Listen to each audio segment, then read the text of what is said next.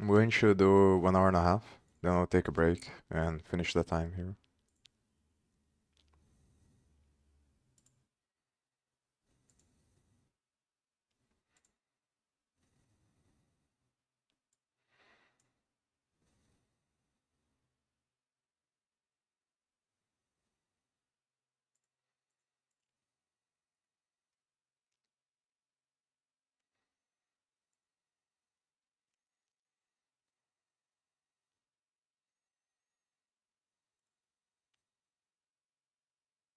I figure out what the mistake was here. It was just because, so apparently they do the errors from this place here and from this one. So these enums have to reflect whatever it is here. So basically I just copied, not copied, I just added the two different ones here that I added here and now is working. So the check here just checks to see if they have the same size pretty much. So it divides first, then checks to see if it's equal to the last number here, to the last enum. But I think I didn't, I'm going to change there on the, because I didn't change here. I'm gonna close those. I decided to do the,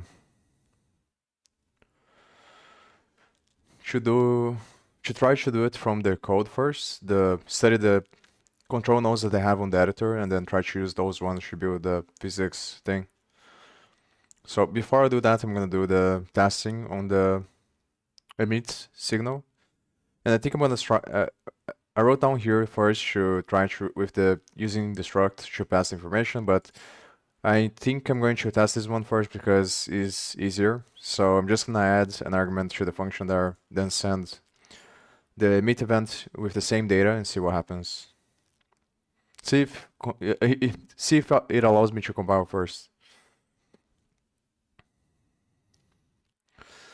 So here, basically, I'm gonna put scope.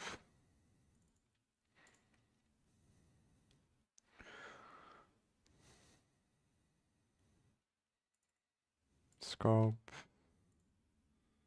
and signal.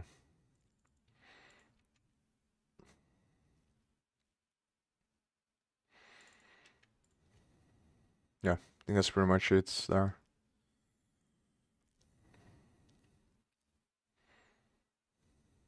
It's taken a long time on YouTube. Usually Twitch is a lot faster to go.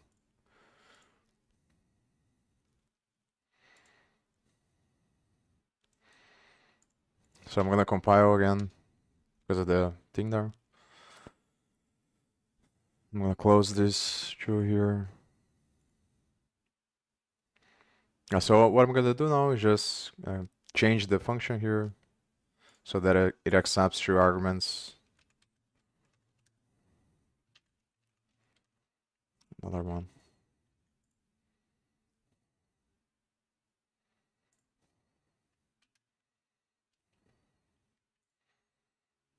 New child mesh. Oh, it should have I changed before. But I guess it doesn't matter that much.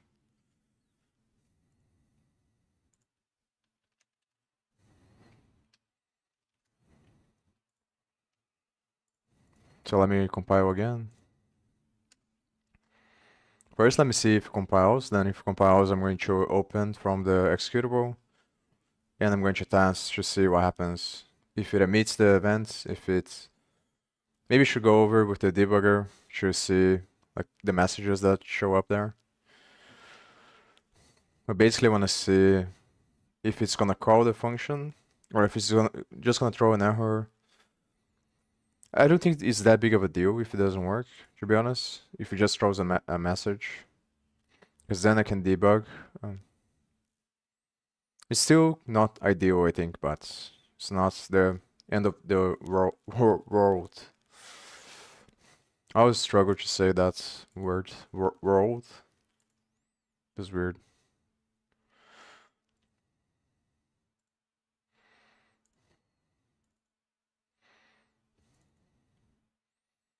So it looks like it compiled. The way that I'm thinking about doing is just gonna be based on a struct. I think the struct is better. So I was thinking about creating another file called Brahma Globals, I think. Not sure. Oh no, I think this was from the music. So I was thinking about creating another file called Brahma Globals, I think. Or Brahma Global Types. And then on that file, I'm going to put the struct because the struct has to be used on. So this is the thing, the other thing that I'm going to test now, because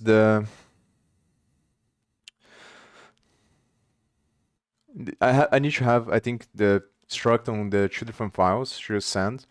If I create one struct from the emit signal part and then I send that and I have another struct on the function, then I think it doesn't work.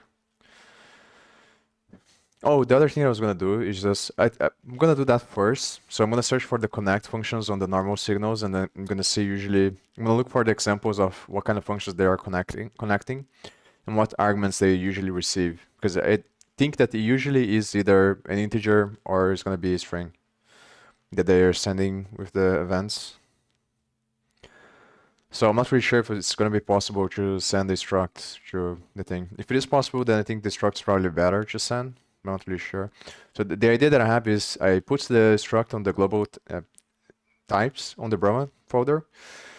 Then I create a member variable in the graph class that is that type, and I initialize that with the. Initially, I was thinking about creating the struct inside of the graph class, but then, yeah, I have to see actually, because I do think it makes a lot more sense to make the struct a part of the graph class, because it's gonna be related to the physics component. But since both of them are gonna use that, the control nodes and the thing, then I think that I'm probably forced to put the struct outside, then initialize a member variable inside of the graph that is the type of the struct, and I put the default values on the graph. And or actually, I put on the struct on the control node, which is going to be the element that controls the physics simulation, the GUI element.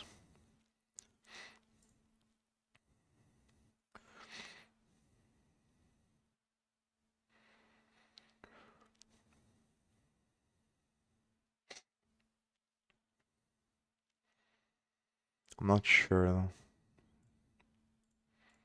Yeah, so it's not doing anything. So it's probably an error,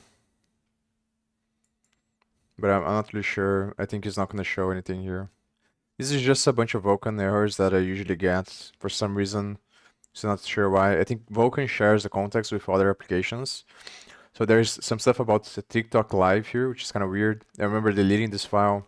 I think at some point I was going to do lives on TikTok as well, but I don't remember very well. It has been some time, so I think I don't remember if I installed something from TikTok, and their application probably uses Vulkan. So there's something going on with the context that I don't know very well. This live studio from TikTok. So I think these messages are related to that, but not the application. So I'm not really sure. It's kind of bad if it doesn't show anything. So I'm gonna try to open from the debugger and then see if it shows anything on the messages there. Oh, actually I have to change the project, so I'm gonna select the other one. Launch.json. Launch editor projects.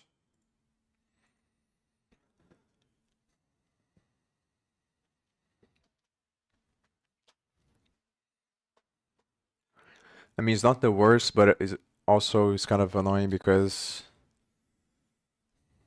like some situations it might be difficult to figure out what is happening.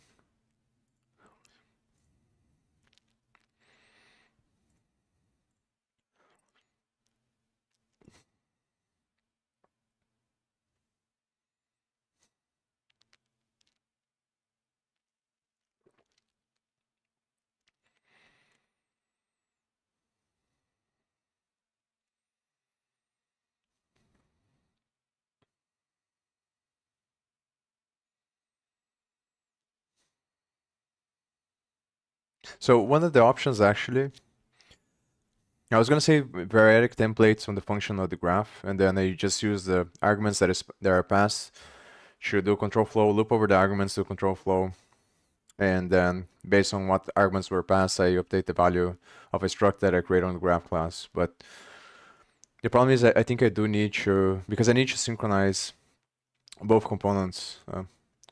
They're basically going to be the same value, so I'm just transferring the information from using global context. So I have to remember how I did it on the front end. This is another thing that I was thinking about, is that I can encode the logic. It is kind of weird because of the separation, like I said multiple times on the previous streams. But I was thinking about this thing from the front end that I did, in the way that I did there, the things. It's becoming a lot more clear in my mind, the relationship between the front end, the React code, and the back end. Like being able to see or to think about the data structures behind the components. This is something that it took me a long time to, even though it's kind of obvious once you realize that this is what's happening, but I think it's just because of the way that things are structured and the way that you usually learn those things. It becomes very hard to think about a component, because I think the thing is, the reason why it makes it hard, the reason why it is hard is because in the way that it's taught, you're never able to see the connection under the hood of what is going on and how React is going to put all the components together. So usually when people teach about React, they are talking about the hooks and how it's going to work on the component, how that's going to change the state. But it's very hard to visualize the connection between the different components and how that's going to work on the overall thing when React passes data from components. So usually when you're learning, you're paying more attention to the specific things about React, the hooks and stuff like that. But because you don't see clearly what's happening under the hood to update the state, it becomes hard to think about it from the standpoint of the data structure. But now it's becoming more clear on my mind, the connection between what I'm doing here and React.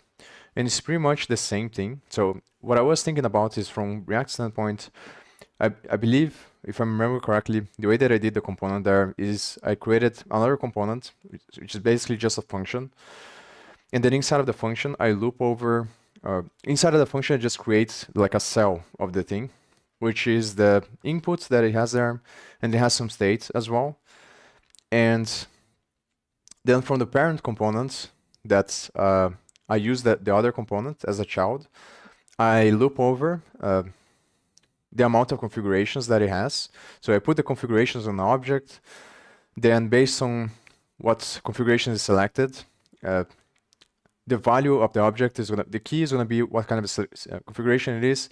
The value is gonna be the amount of stuff that the configuration has. So based on which I think is an array. So based on the array, it is going to loop over the array and it's going to call the component multiple different times and pass the data to the component. So the data regulates the behavior of the way that the thing is displayed. And it's basically the same pattern. But if you think about it, what's actually happening is just creating a tree. So the thing that is confusing is this relationship between the tree structure and the functionality of the nodes. Because the way that I'm doing here, I was thinking about like how I'm going to implement this on here.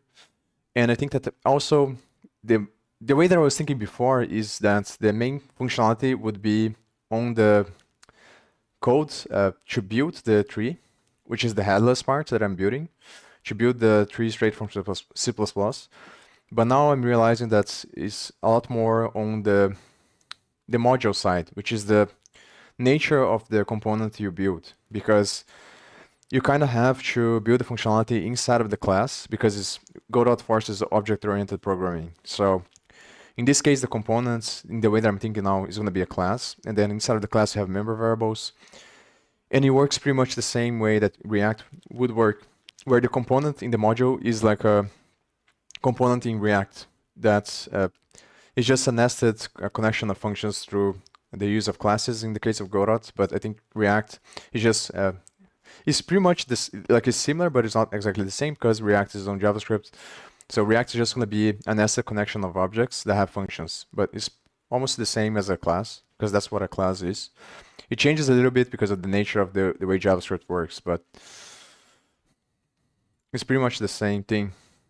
And I can encode the functionality to build the thing dynamically on the component that I'm going to create on the modules that is going to, inside of the member variable, I can make it based on the data. And then in order to transfer this information, is exactly the same pattern as React, where you need, this is the reason why I did the global emit signal, because on React, when it becomes very complicated when we have situations like this, where you want to update some components based on the data of the parent, but you also want to add functionality on the child to change the state of the parent. So you have to either do a hacky thing where like you pass functions as callbacks and then it's like kind of complicated, or you use the context. Usually in React, you're going to default to the context. And then there's a bunch of different libraries to help you manage the state. But that's usually what's going on, and here's pretty much the same thing. So the way that I make the bridge is going to be through the signals between because the flow of data is the thing that matters. But the thing that is kind of confusing is that this line is kind of arbitrary because it really depends on what you're going to do. And this is kind of the thing that's, it feels kind of weird because like I can also achieve the same thing by encoding the functionality on the code that builds the tree. So, which the main reason I think why I wanted to do from the codes, I wanted to be able to build the tree from the code is because the obvious situation is the graph that I have now. So it makes a lot more sense in my mind to if I'm going to do scripting through C++, then I'm forced to use classes to add the scripting functionality. But it becomes hard to think about a way, like because I don't know a lot of how to use the editor and how to build stuff from the GUI. So I'm not really sure if there is a way to do this. I think there is a way to do it from GDScript, but if you're only doing from the nodes, from the GUI, then it becomes impossible to add, for example, 10,000 nodes that are spheres, there are nodes of the graph, straight from the GUI. So you can't manually add one by one.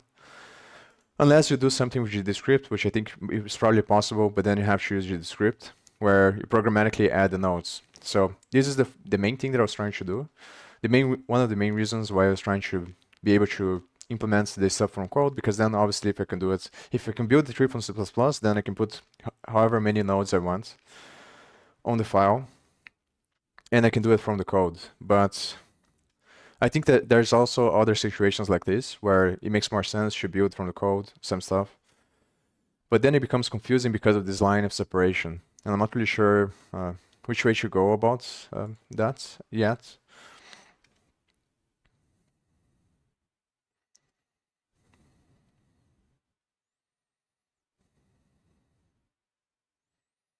Because if you think about it, the only difference between this is the line where the function is going to be put at.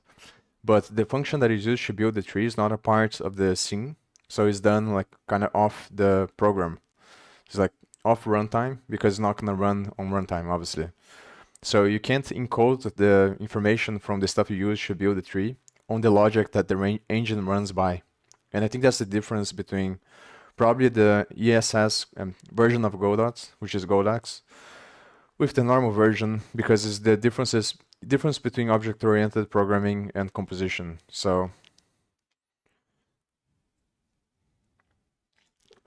you can imagine that you can achieve the same thing of creating a cell inside of the GUI element and then changing the cell from the function standpoint.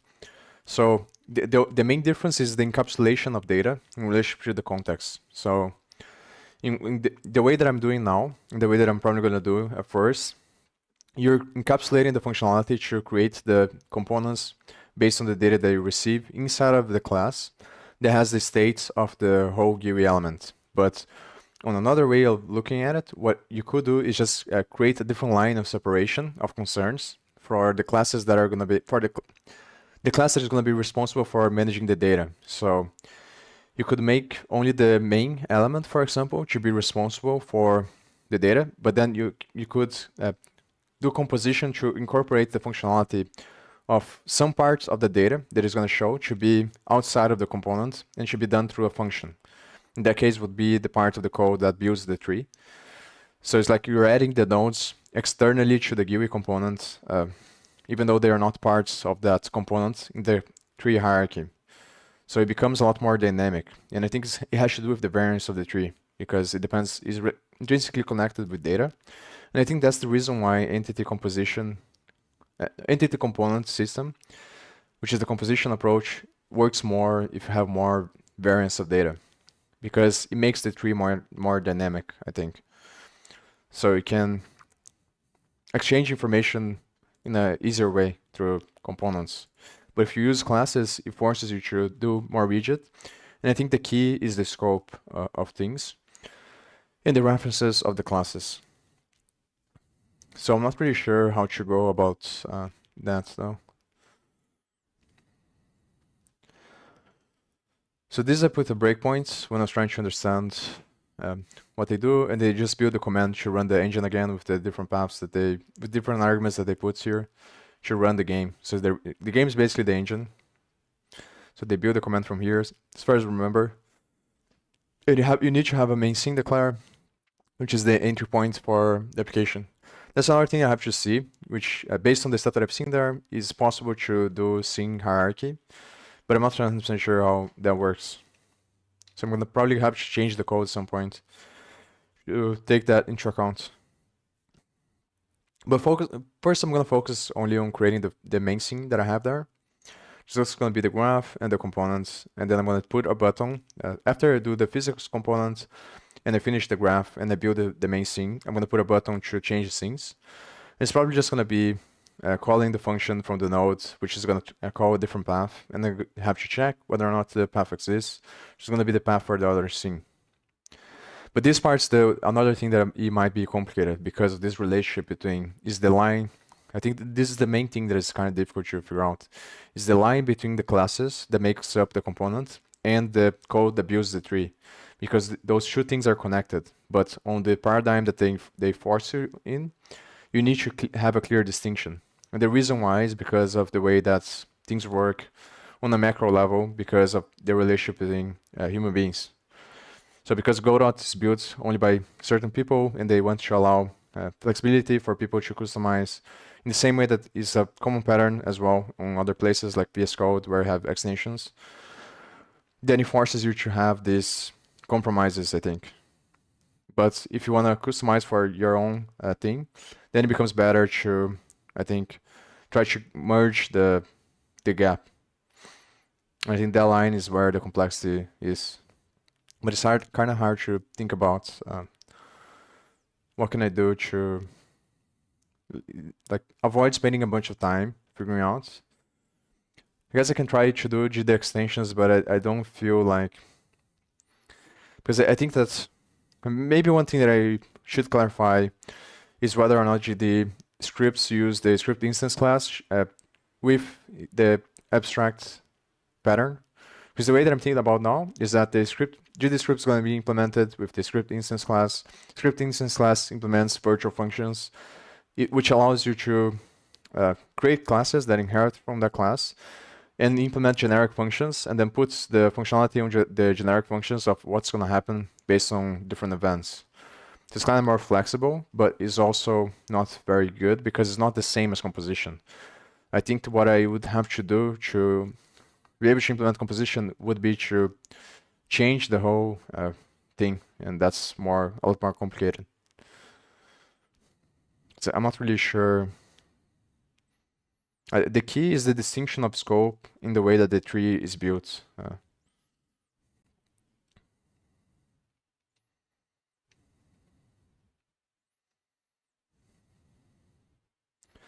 So I think I'm just gonna press F5 because I want to see if there are error messages that show up here. It's on the debug console. I have to run the scene first, then I click. But the thing is, I'm not really sure if I'm gonna be able to. This is the problem. What I thought about doing to debug games is just see the way that they run the game there because they attach a debugger. And the way they put the debugger is just by passing another argument when when they're going to execute the engine, they attach a / debugger argument that allows you to use the debugger, I think. And they put breakpoints based on the editor build, I think. So I could try to copy that and then run the command with VS Code. You build the command from the arguments that they use there. Just step over, take the commands, build the command from VS Code, they launch the JSON file, then run the debugger again to try to debug the game from the VS Code, but not sure if it's worth it. This might take a lot of time. Just step over everything.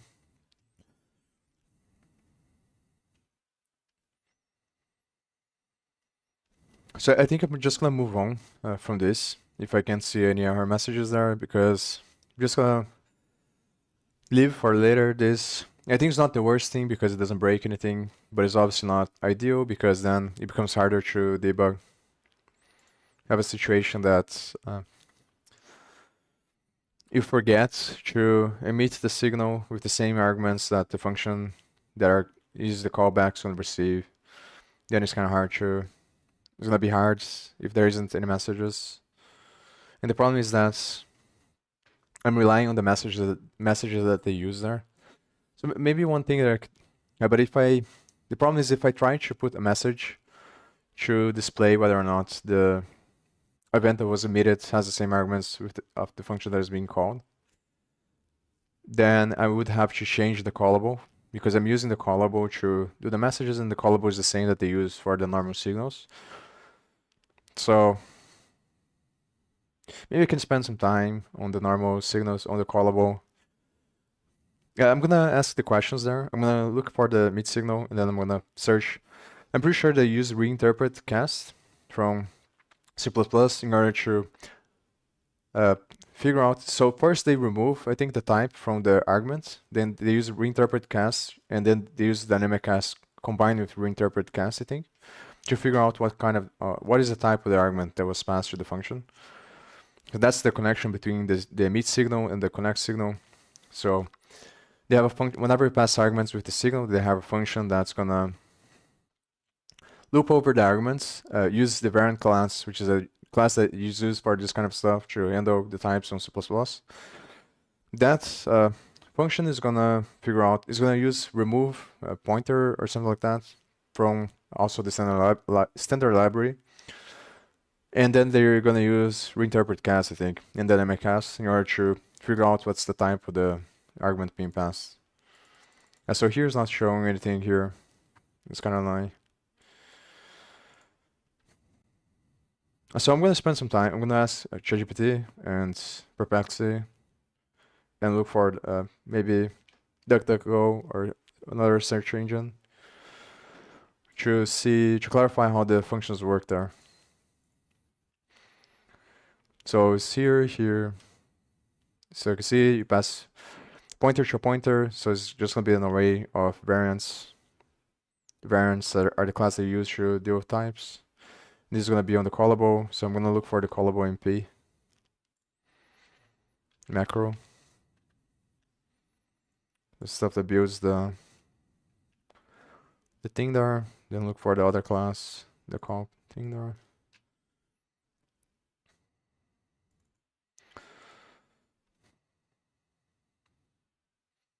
I'm pretty sure that is this one. So this is one. So this is not gonna run because I still have the instance there. But so it should be an error here somewhere.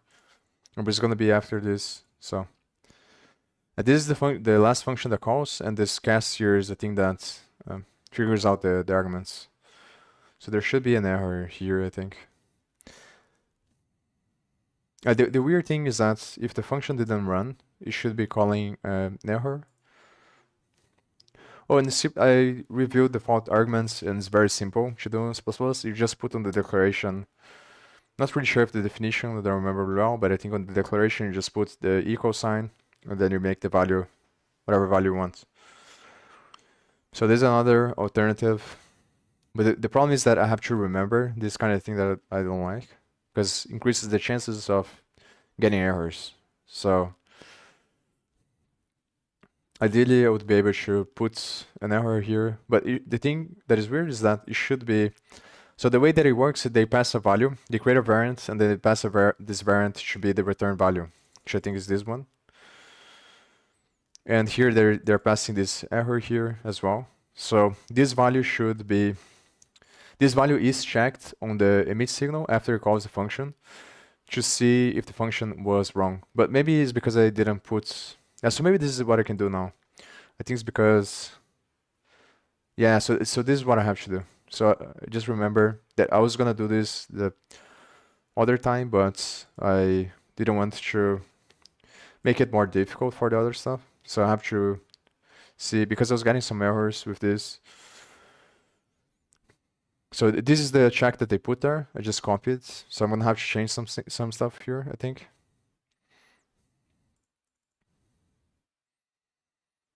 So I'm gonna remove this one probably, because it's easier. Because my stuff is not for GDScript, so maybe at some point I will change this, but then I can just copy again.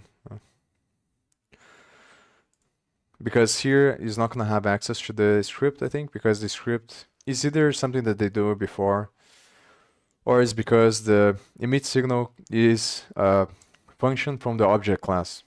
So, and that's the main difference between the way that I'm doing, the way that they do. They force you to have.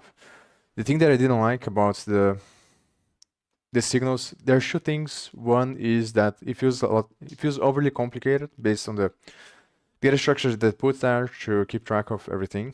So there's a bunch of nested data structure I didn't like that much. I think that it could be simplified, but it would be a lot of work. So not really, I don't want to do that. Maybe at some point I will, but for now I don't think it's worth it. But the other thing that I didn't like is that you're forced, you can only, as far as I understand now, and it could be wrong, but you can only emit a signal from an object that subscribes to the signal by calling connect first. So the same object that's connected to the signal has to emit that signal. And the signal functions are coupled on the object class, which is the base class of everything that they, everything you're gonna do on the scene. So everything inherits from the object class, basically. And because of that, on the emit signal, you have the access to the script, which is the script instance, I think, from the object. So I'm just gonna remove this for now.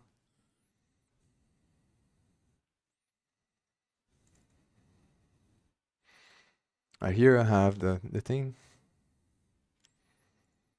Targets.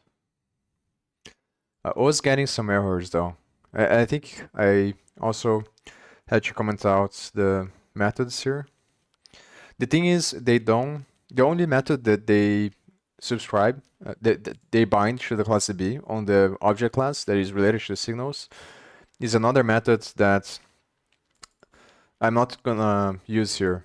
So there's two different types of emit signal functions, and I think the difference is the way that they emit. Not really sure, but the one that usually I've seen through the debugger is the one that I'm implementing now, and they don't subscribe that, they don't bind that on the thing. So for now, I think I don't need to bind anything. I don't remember if they bind the connect though, so I'm gonna look for that.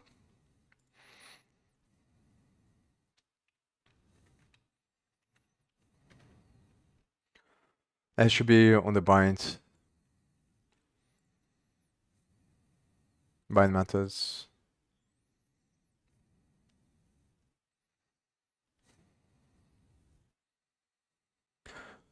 So if I remember correctly, I think that the reason why I was getting, not the reason why, but the reason why I thought I was getting the error is because the object class makes the class DB a friend class of the object class. And then there's something to do with that and the signals there when you're registering the class. Because you register the class, the functions are gonna come from the class DB. And I was getting some errors based on class DB something, so I thought that it might be because of this, but I'm not 100% sure. Yeah, so here you can see, also they do have the connect, so maybe I should put this one there. And also have the disconnect. Oh, default value 0. Interesting. But they don't have the only emit signal that they put is the other one there.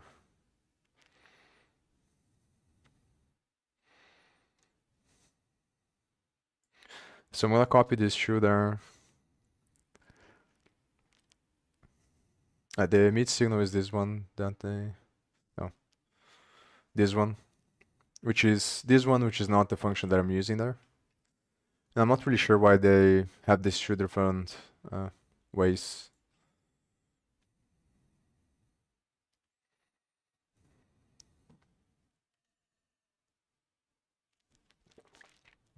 Maybe it's because of this.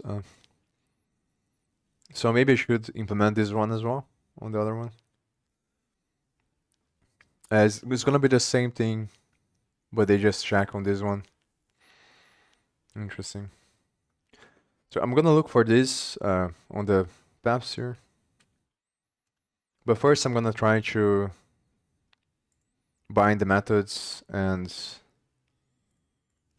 I had the connect here.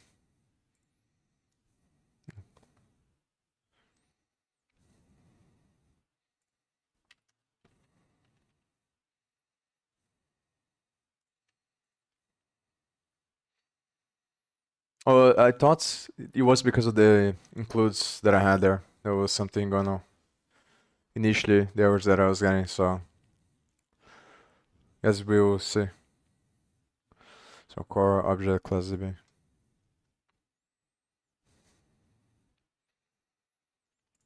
Yeah, I didn't. So I'm gonna try to include again.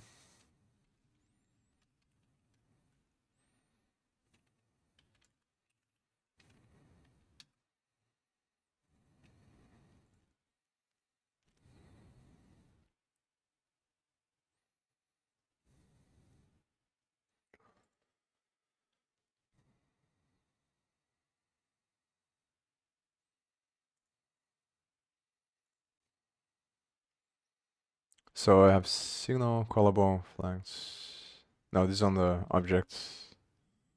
Yeah, I should change the name there.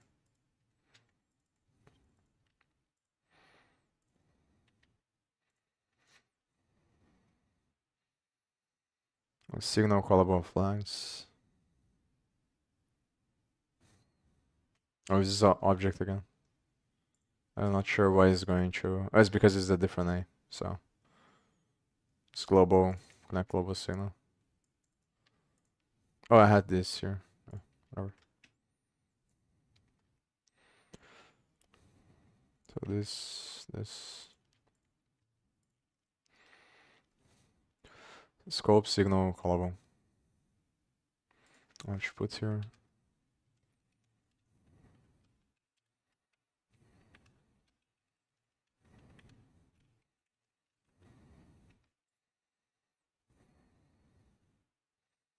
Scope signal callable. Scope signal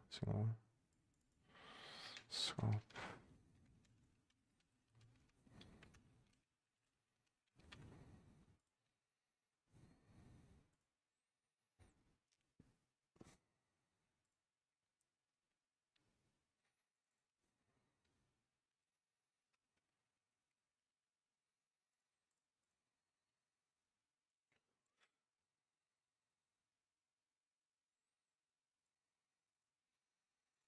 Yeah, so this one doesn't have anything. So I have this shoe now. The other ones are not. So if this works, I think I'm going to try to.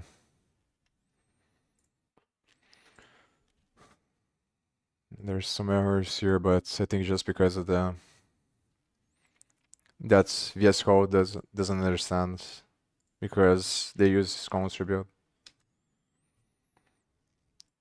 So if I make this work, then might try to implement the other one because I'm gonna search for where it's used first. So emit signal because I don't remember most of the times when I was stepping over, it was just the normal signal, which was the one that each is the one that I'm implementing there, but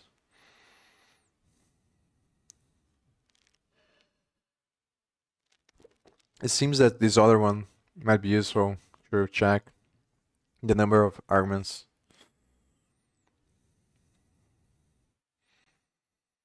I think I was getting something, but it was different than this message here. I was getting. Hmm.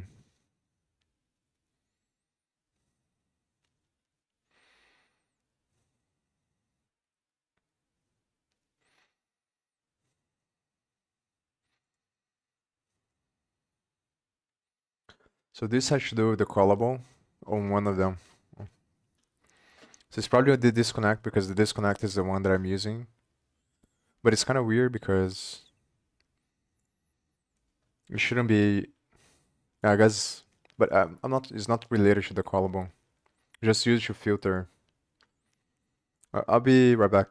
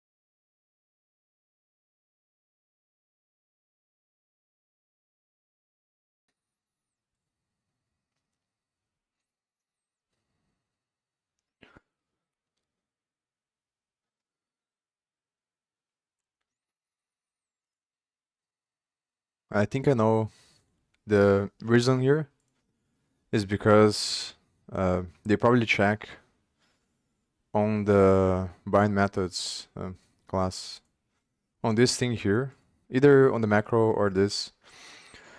They're probably checking the type is not it doesn't come from the callable, I think.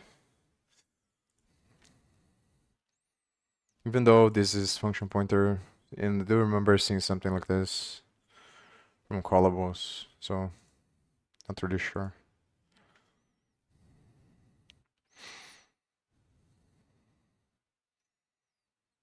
Yeah, method bind, so comes from the bind method. Oh, it's because it's doing with the it's a function pointer because you pass the function there. So it makes sense.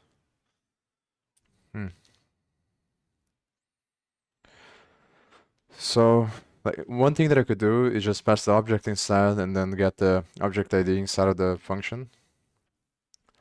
But I'm not sure if this is because you can't have things related to the object on the function. So I'm gonna try to compile like this and see if errors go away. And the thing is that on the thing that they do there is different.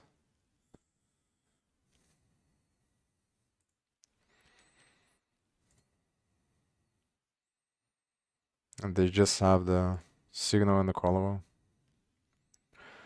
because they do it from the object, so that's the reason. That's how it works there now.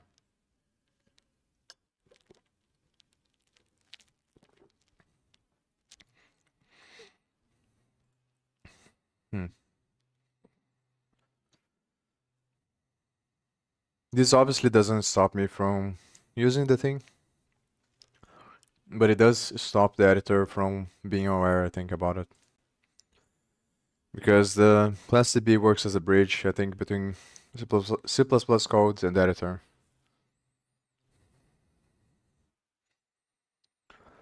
So let me think about this.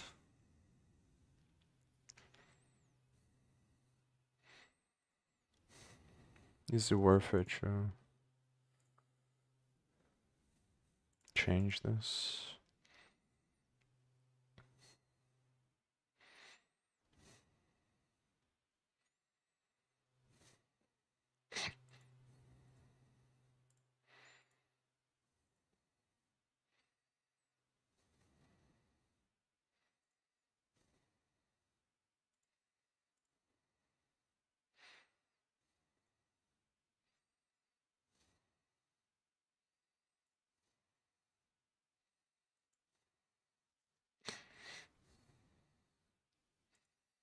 I was passing like this. And I do remember, I think I can't really do it based on the object because I tried to pass this. I tried to make the function to receive the object and then pass the instance of this object there, but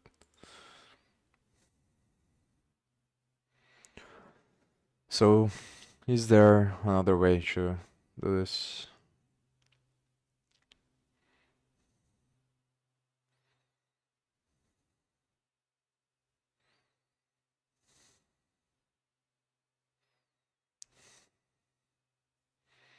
Let me see the error again and see if I can understand the reason why. It has to do with the macro, or it has to do with the bind method, I think. So let me do the macro first to understand how it works.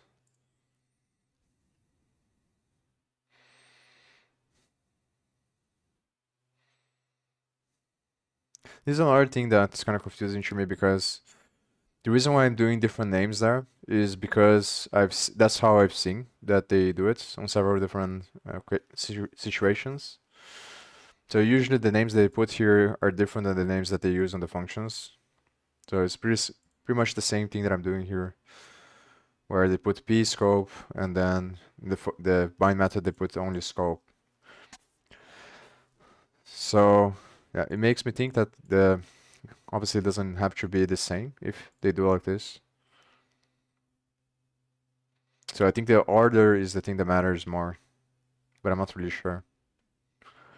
Because I don't understand how this works here. So I'm gonna ask Perplexity. I think what it does is just puts the everything on the same name, let's say, the same token. So just putting everything together on the like one thing. And it's probably received as a variadic template on the class bind methods.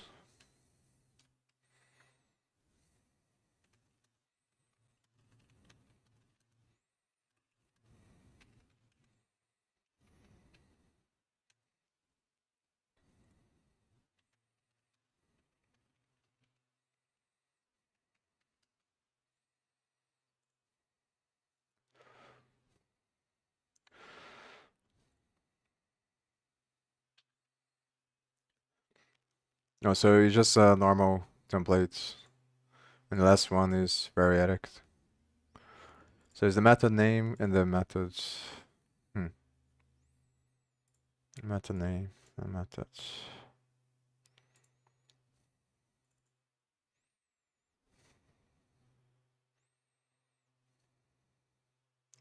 It's probably on this.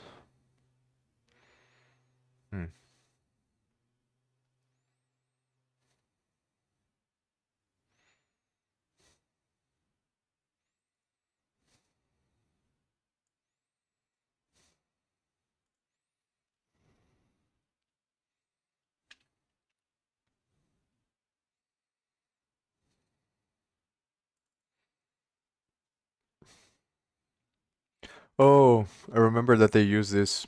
So they use this on the editor to, when you add a child nodes, that's how they're gonna get the information, I think.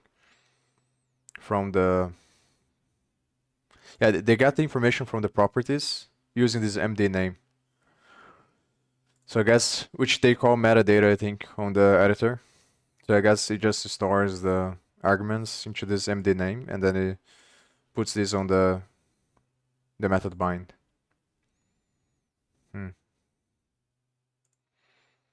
It's kind of weird though. So like what I imagine is happening is that the macro is just compressing, just putting whatever arguments you pass there into one token, and then it uses that token to put the information here. And then somehow you can access all the names through this one token, but it's kind of confusing.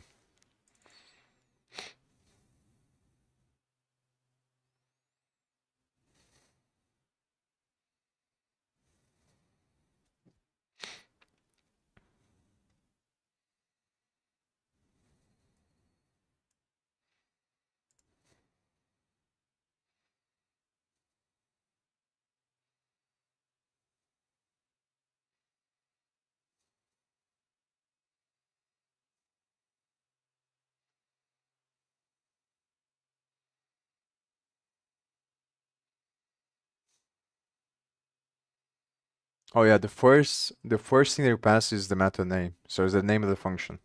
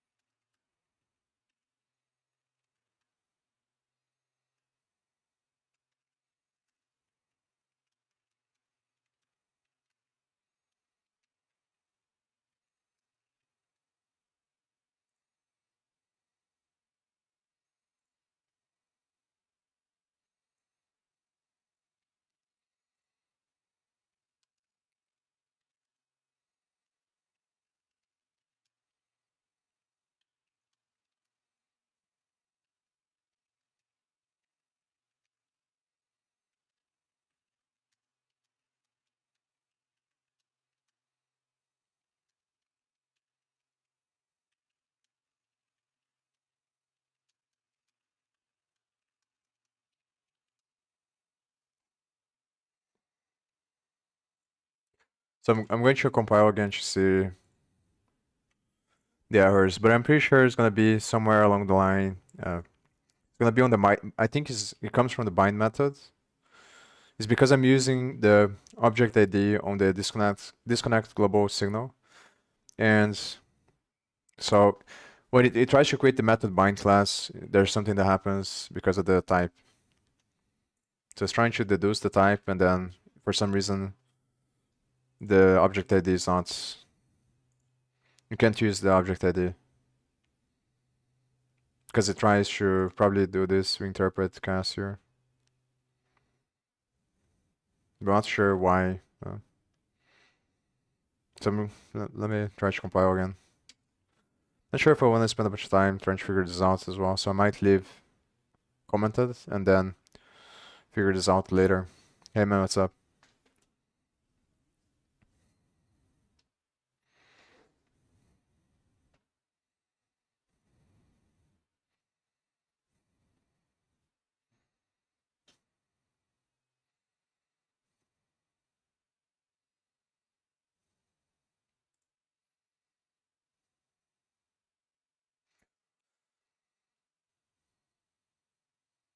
The problem is that it doesn't show the stack. That's the thing. So pointer const object ID.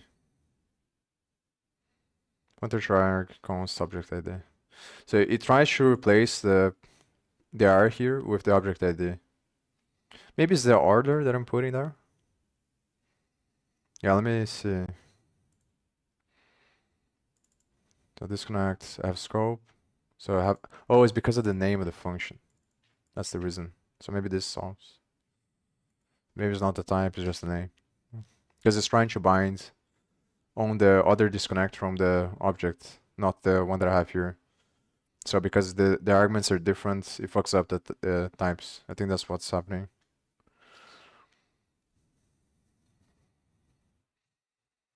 Hopefully, that's what happens. Oh.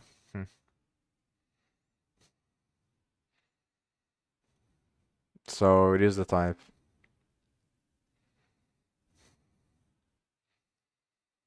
The disconnect global signal. Disconnect global signal. So here I have scope. I can try to put the same name, but I don't think it's gonna solve. Scope signal.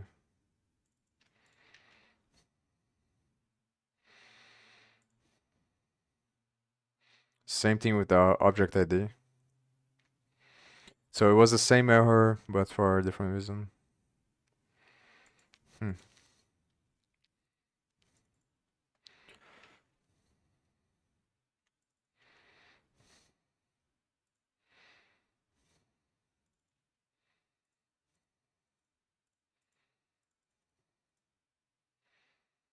I have to search on the other files.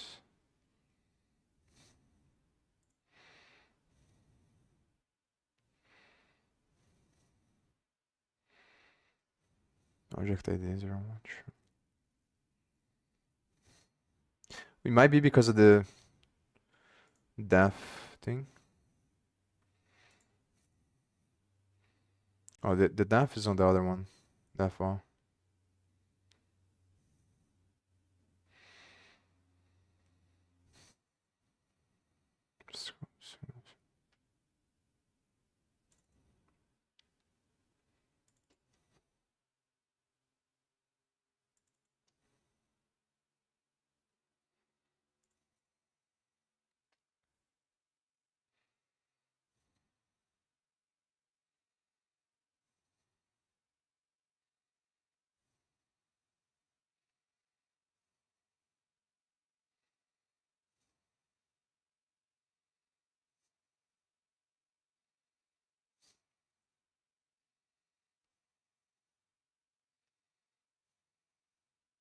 It's probably because of the reinterpret cast. Oh, this is another thing. I'm gonna search. I do remember Jason Turner, a video that about a video of Jason Turner talking about that you should avoid using reinterpret cast because of some problems, but I don't remember exactly what reason he gave. And I think here is probably necessary to use this, but there might be some stuff, or it could be because of the way that the class works there.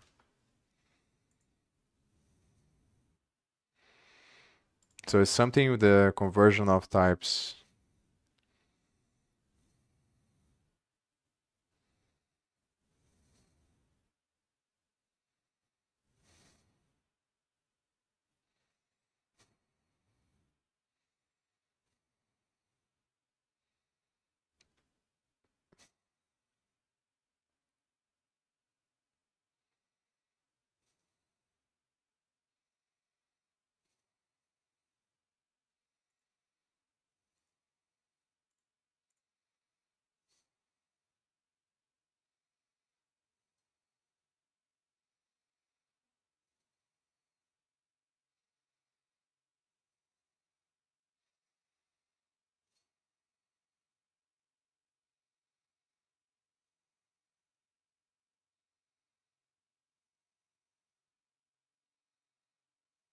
Hmm.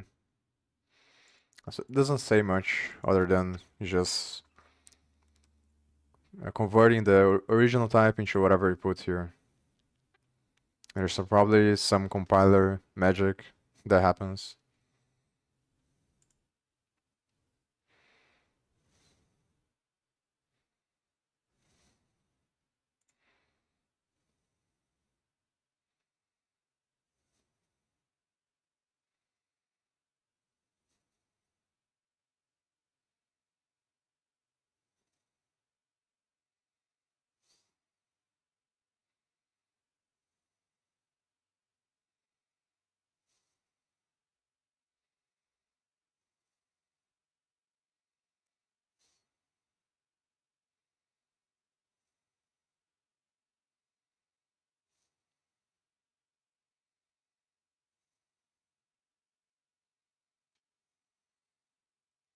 So I guess I can look for other examples. Just see. Problem is gonna be finding.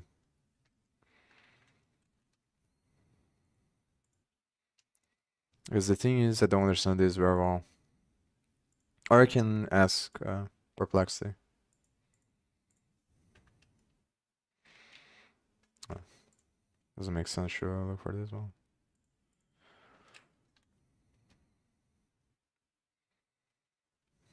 String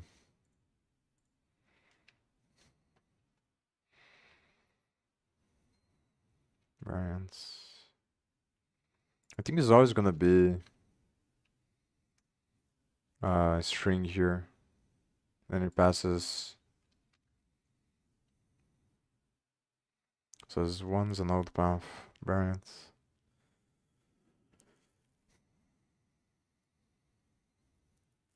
And the question is, how can I find? Because I know not all functions are gonna be, because of the function, the emit signals from objects. No, not all functions are gonna be subscribed to class DB. So I can look for a function that has object ID in the type, in the arguments.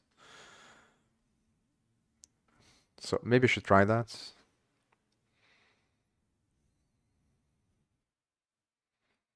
Because it might be different in the same way that these ones are different, the way you have to put.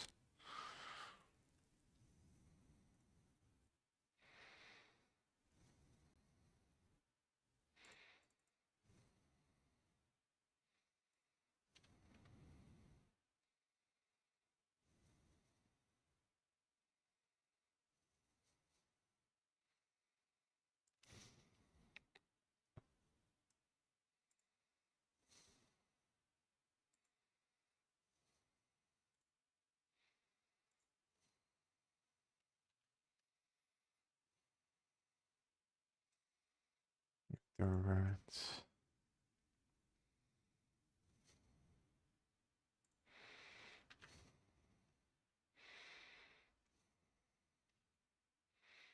I think this style here is when you have a variadic templated function.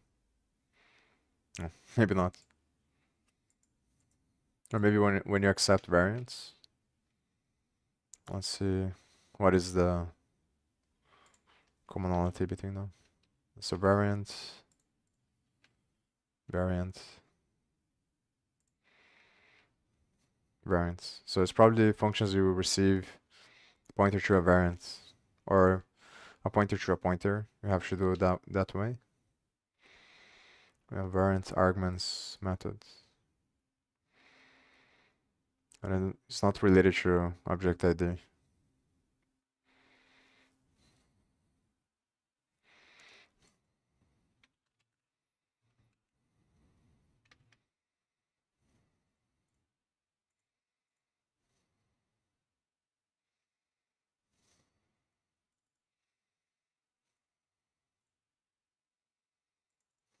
I'm gonna search for this one. Oh, this is from object AB.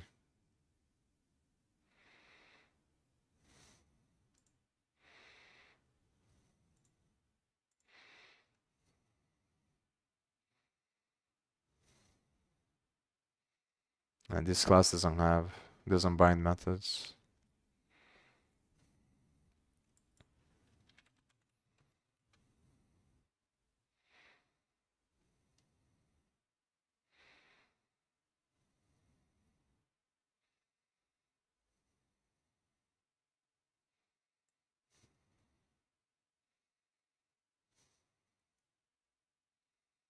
That's mine.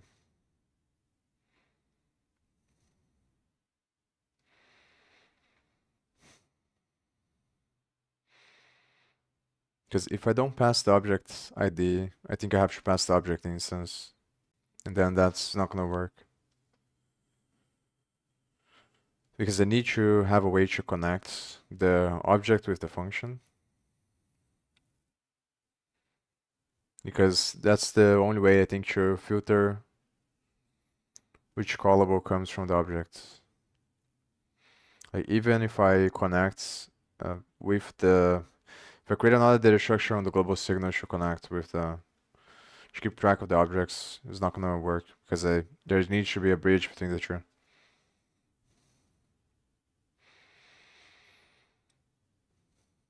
So I'm trying to think about a different way to do this, or whether it's necessary to put that function on the class DB.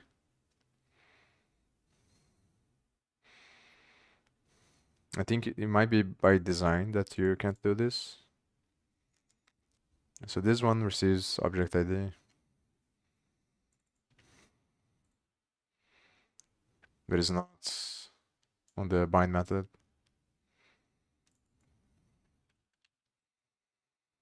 It's not here. And get object ID. Probably doesn't receive anything. Yeah, it doesn't receive anything. I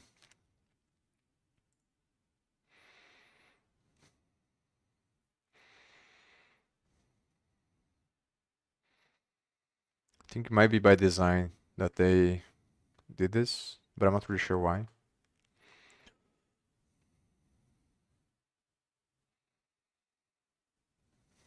It's probably because the object ID comes from the object class. And the object class is the base class that is used to subscribe everything to the class DB. So there might be, it's probably something related to this.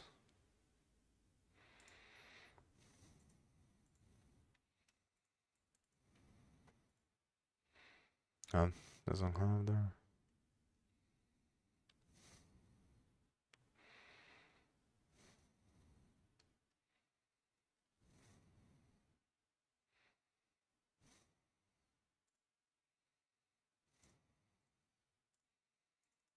This constructor.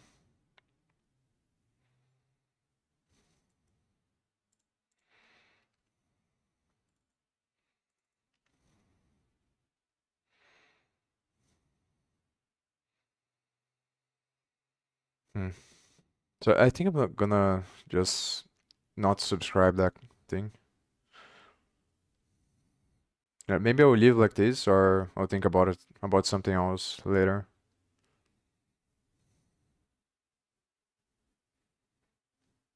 Another thing I can do is just change the callable. But then the problem is I have to change everything else.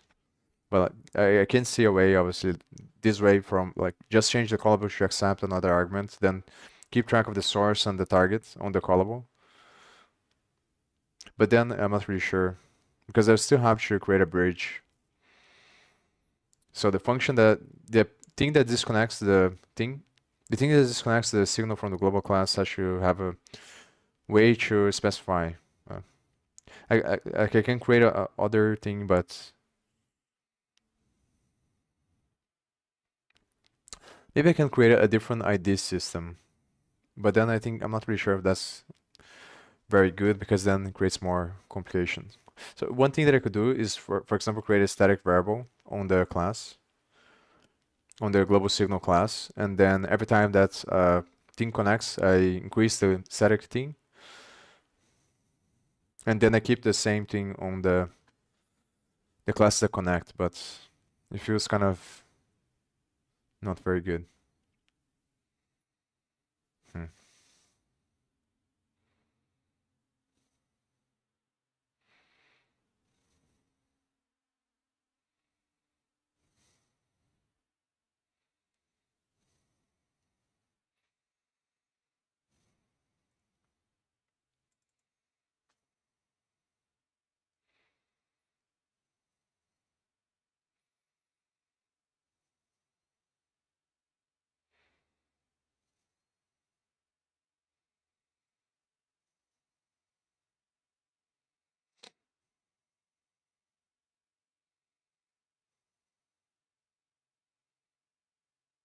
Maybe I can keep track of the IDs on the yeah, but I still need a way to like send the information so that the thing that calls the function has to be the one that's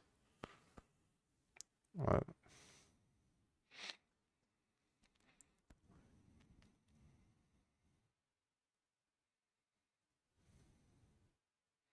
like the only way is to put like a variable inside of the class that calls the function, but that's kind of bad because then you have to remember to keep so for example, call the function that return the variable, then update the variable in the class that called the connect function.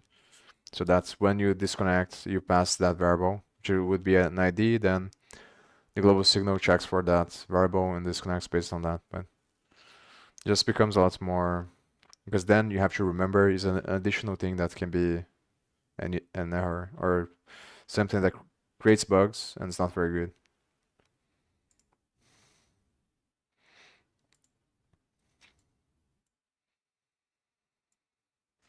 So the other route is just to try to figure this out. The other one, which is the easiest one, is to just comment it out, and then think about this later.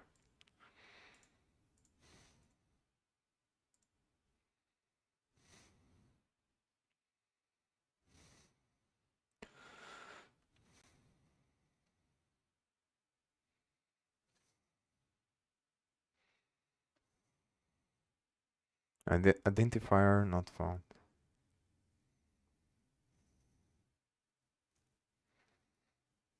So it says it's undefined.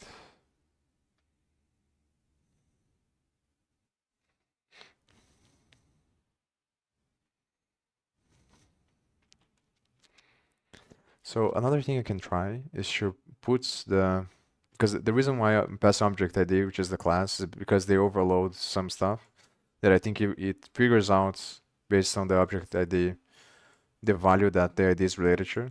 So the object ID class holds the ID, and then based on the constructors here are these operators. So when you pass, it's just gonna probably use one of these operators, which is just gonna check to see. Or I pass the object ID, then when I compare, it's just gonna do with this one, whether or not because that's what I'm doing here. I'm passing the object ID from the thing that called the disconnect, and then here I'm filtering basically delete to see the callables that are so the callable gets the object which was assigned in the moment that you connected.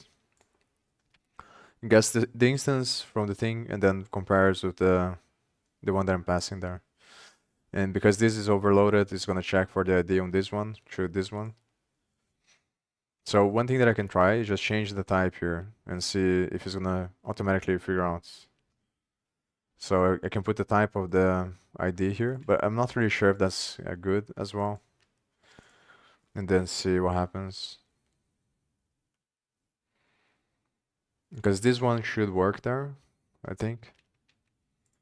Depends on where this is defined, but it should be, yeah, so it is a Microsoft thing. Or maybe it's not. It could be one of those things where it's just the, yeah, could be just something that all compilers use. I think it has to be something like that because it's defined on the object class and it's not related to the specifics of each OS. So I guess I can try. I'm gonna try this and see what happens, but I'm not really sure if it's really good, even if it works. Because then it's basically the same thing. This one's gonna overload and then it's just gonna compare with the idea of the other one. And like what I'm trying to do is uh, see if it's gonna figure out if the compiler is gonna figure out I'm passing the class on the other one, which is the object ID, but then figures out somehow. But it's probably not gonna work, I think.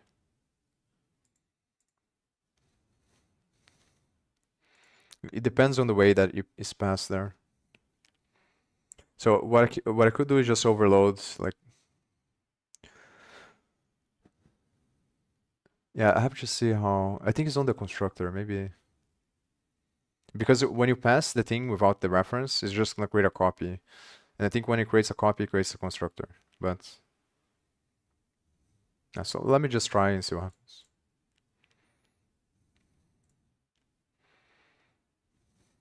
I don't think it's gonna work, but it's probably gonna give another error. Because of these and not the other stuff, but maybe it works. I think that it is possible to overload something on the thing to make it so that if I don't pass the address, I just pass the value. It's gonna create a copy, and then when it creates a copy, you put another functionality there. It's gonna figure out, it's gonna get the ID from the object ID, it's gonna make that, it's gonna pass that instead, but yeah. So operator is ambiguous. That's the thing.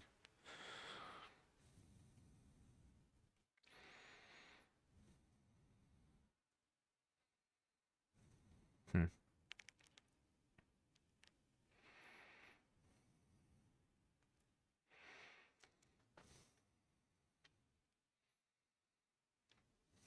So this one doesn't work.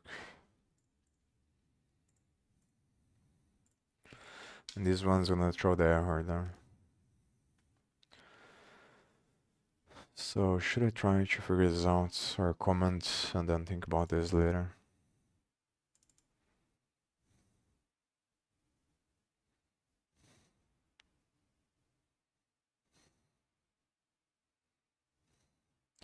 The question is why though? Why is this happening? So why does this functions don't have the? It's because it's not a variant type.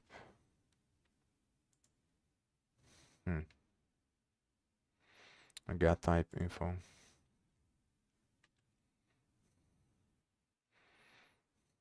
Variant type.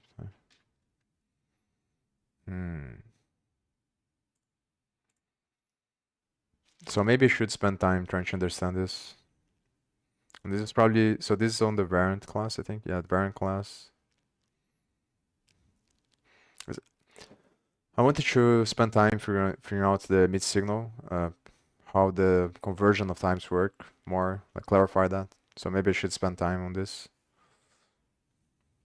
So I assume these are all the types that are supported to convert there, but if I want to understand this, I'm gonna have to look into a bunch of other stuff, I think.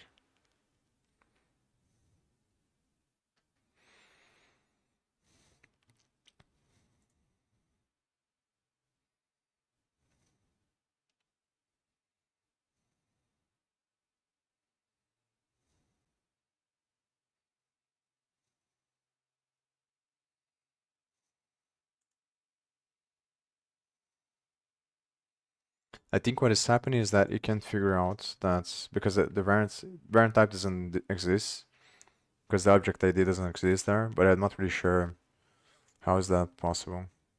So I have to figure out what is calling this thing.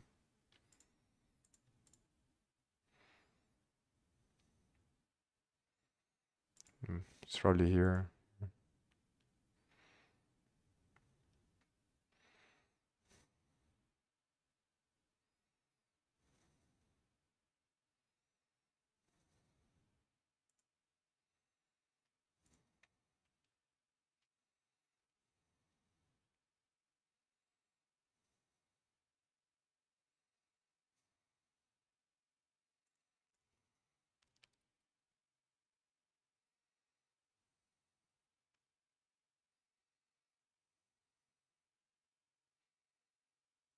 Oh, so this is where I saw the comments here that I talked about some time ago.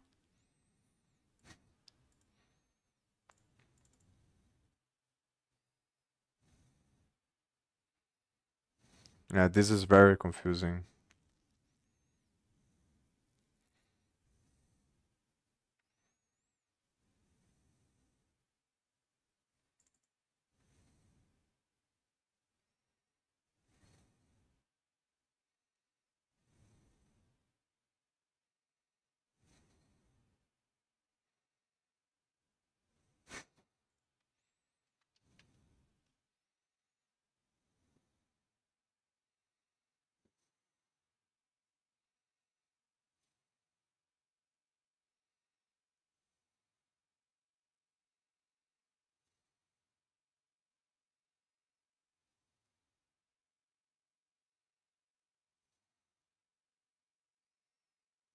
Jesus.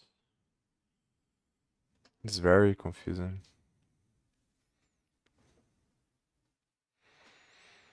Based on just like high level on the conceptual thing, what is happening, I think, is that because I don't understand why, but I think it's because object ID is not part of those types there.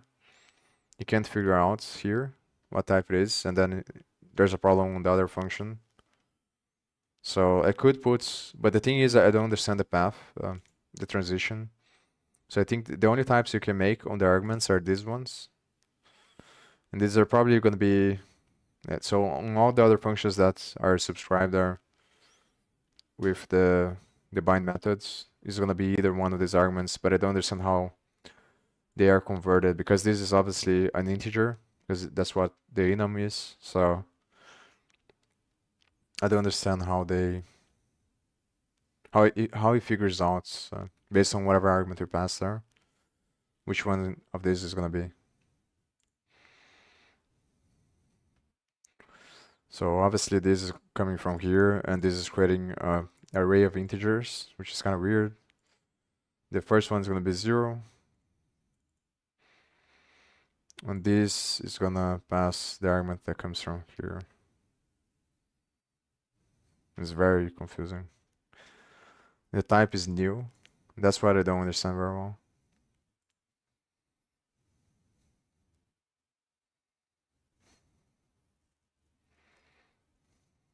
Because if it's always new, then it's not what I'm thinking. Because then this should be always new, but it doesn't make any sense. Because then why puts there? So maybe the default is new, and then it tries to figure out based on this. Because this is templated. Yeah, so I think that's what's happening. So the templates, so it comes from the function that calls here. This is a variadic template, and it's going to call this function with this variadic template. And this is going to do this based on here. So I have to figure out what function calls this gets argument type.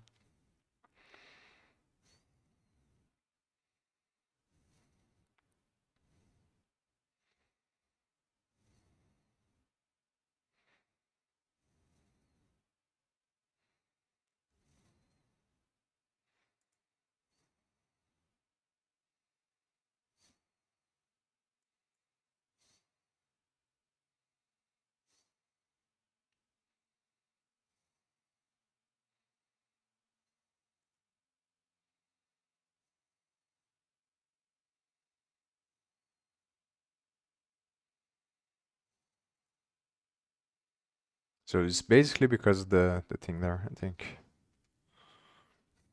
Hmm. It is very confusing though. Not gonna lie.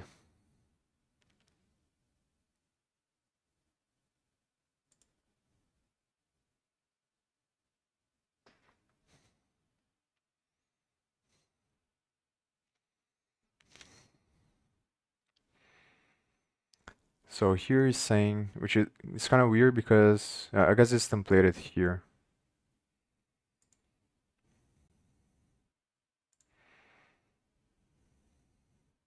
Yeah, I think it's because of the class. Yeah, the class is a templated class. So when you initialize the method bind, you initialize based on the arguments you pass there. I guess it's easier to go from the high level. I do think I'm going to spend some time trying to understand this, and I'm going to spend some time trying to clarify the conversion of types on the emit signal, because that's going to help me, I think, later. Like clarifying that is more important, I think, to then testing the methods. Because I need to understand, I need to have a clear picture in my mind, because I'm going to use this all the time to connect different things. So I have to have a clear picture in my mind of what's happening on the bridge between the information, because that's essentially what's happening there. Like when you transfer the information from the emit signal to the other function, from the function that emits to the function that receives the callback that is going to be run, the bridge is essentially just converting the arguments, the types on the arguments. And that's how it's able. So it's using the memory of the function pointer with the class.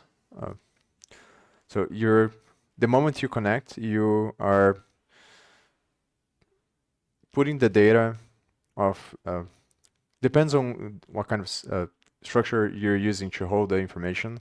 So in the case of the normal signals, you're putting the data on the callable. I think it's the same here, but it's kind of different, because on the normal signal is also going to store on the connections, which is struct inside of the object class, and the signal data.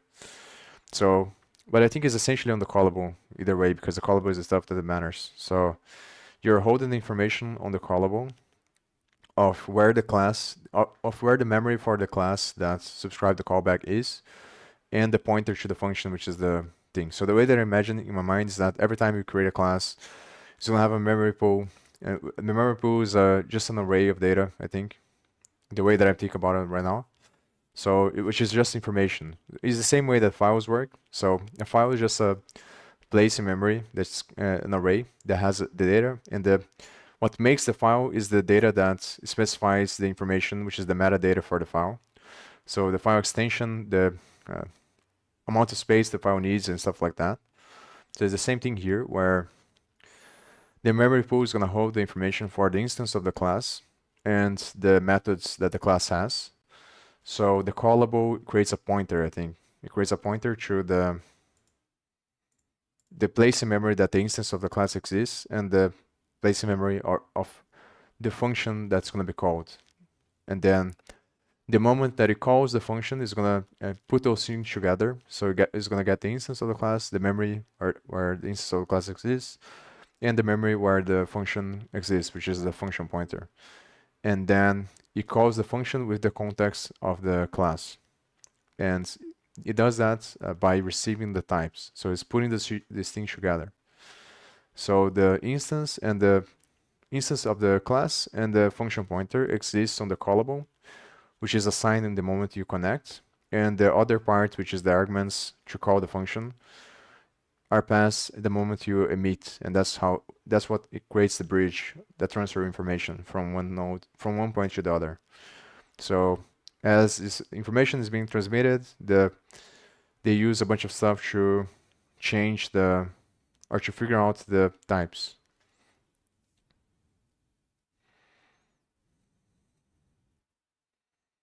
And I think this is like fundamental, because on this case here is related to the way that they store the information on the class for the class to do the conversion. And I think the variant is the main class that is used to deal with this thing. So, in clarifying this is probably important.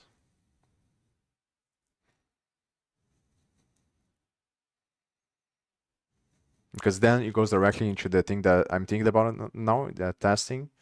So what happens if you have a signal that's the function that is going to be the callback is supposed to receive a class or a struct, and then you're going to get information for the class, like how does that work in memory, and how does that work on the type when you are emitting the function? And how is it going to resolve that? Yeah, so this one is kind of weird to me. It's not very clear to me how this works, because it's kind of confusing. I'm not really sure if it's storing the name of the The first one is gonna be the name of the function, and the other one is the arguments, but I'm not really sure if it's storing everything on the MC thing. And then it's sending that as a templated thing.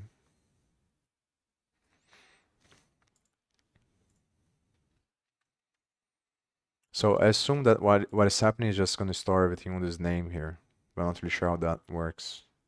So I'm gonna ask ChatGPT instead of Perplexity, see if I can find anything.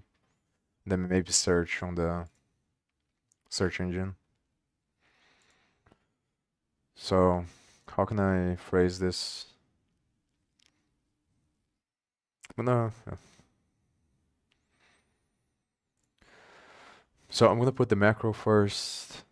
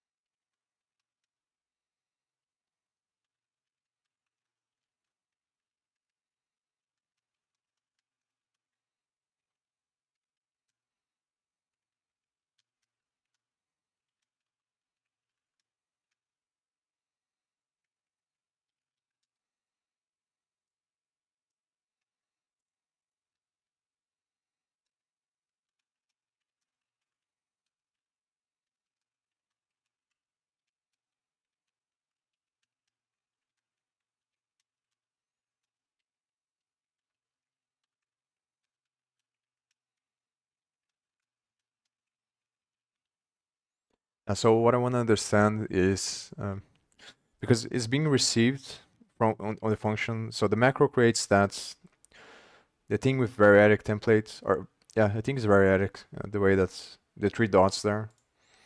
So basically, you pass the name of the function, the arguments, and then it stores everything on one single thing. I think, which is this name here. I think that's what the macro does, and then it translates that into the template on the function. So all these things here become the p method name. But then that's the confusion that I have is like what exactly is this going to hold? Does it hold and how do you access what it holds? This p method name. So I guess I can put a breakpoint here. That's what I'm gonna do. I'll just see, and I can see on the debugger there what value is gonna have. So like, is it the same as an array with all the strings that were passed to create the macro? Or is it more like an object, or like what exactly is this? And how can you access this stuff that is related? And then how Godot is gonna, through this function here, is gonna convert the types that are passed there to this thing. I guess the error has to come from this function and not this because, but it might be from this because this is the function pointer there. So this one makes more sense. You're just passing the function pointer.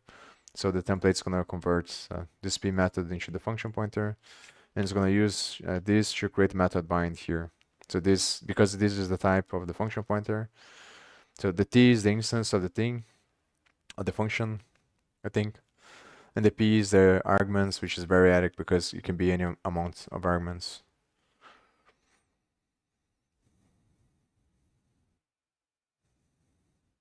It is kind of confusing though because it's another thing that I'm not 100% sure. Like, it makes sense in my mind. So for example, in the case I have there, I'm calling global signal and then the function from global signal. So in this case, it would make sense for me that the t is global signal, which is the class, and the method is the name of the function. But if you think about it, the p method should be both the class and the thing. So it's just a pointer of the function to the. So I'm not really sure exactly if t is gonna be global signal or if it's gonna be something else.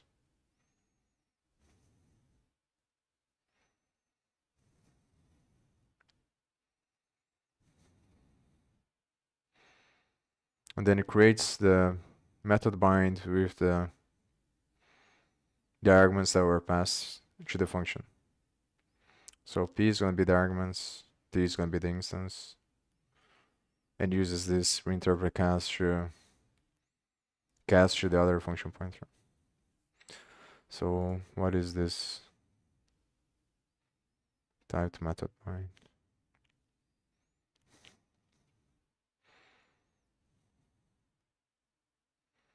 It's very confusing.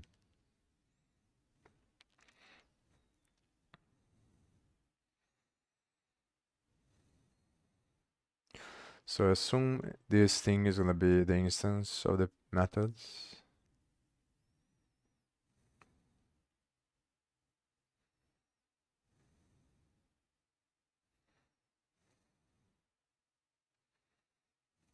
Hmm.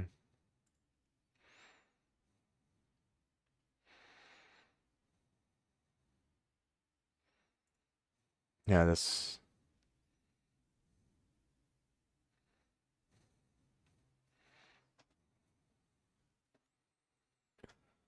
very, very confusing. It's assigning to this unexisting class. So it's recasting, reinterpret casting, converting the type to this unexisting class from the template that the thing was initialized with.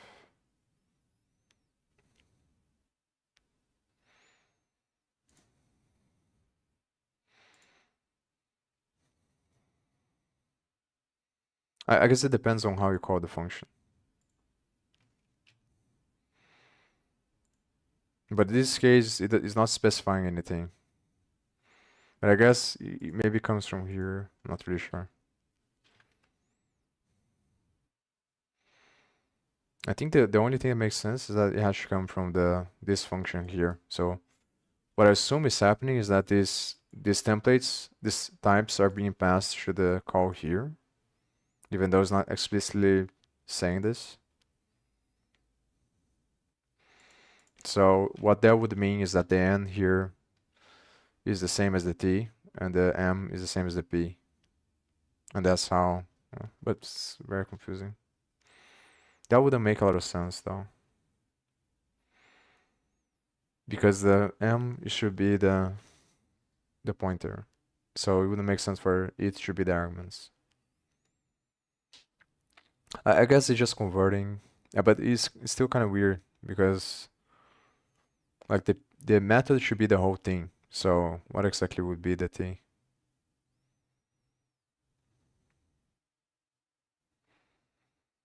It would make more sense if the t didn't exist here. It was just the methods.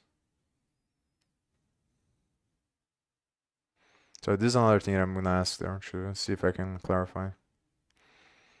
And then here it is also very confusing because it's converting the type, it's initializing the methods with this p, and then converting the type to this unexisting class. It's converting the types from function pointers. It's kind of weird.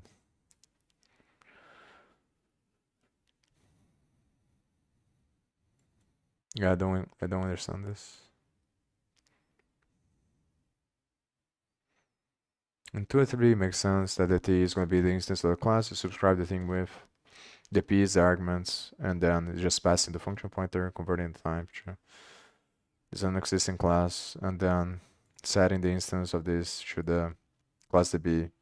So this accesses the get class static that the class has, which is assigned in the macro gd class instead of the class.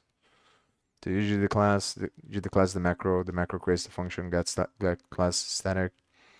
This uses the template to access the function from the instance you passed. So in this case, will be like replacing this with global signal, the thing that I have there. And this function is gonna get from class db the name of the class, I think, which is similar to the way that is done when you subscribe the class. It's just a macro GD class that creates these functions on the whatever class you put the macro inside, and when you're subscribing, it's gonna do the same thing. It's gonna access through the templates. But it's very confusing the way that it's being called here because it's not specifying anything here when you call the function. So I guess I have to ask what happens when you don't specify and you call, like what's gonna be the default, and assume that it's gonna. Yeah, I'm not really sure though what is gonna happen.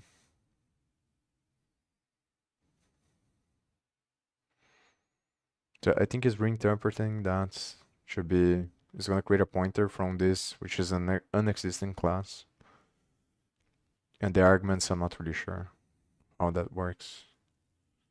And maybe it comes from here, so it deduces the arguments from the function. So P would be the arguments that from the function you pass here, and T is going to be an existing class. So it's going to call from an existing class with the arguments you pass here. And it does that by casting here when initialize the class with memnew. So initialize with the arguments and reinterpret this should be the, but it doesn't make a lot of sense to me. So I'm going to ask ChatGPT.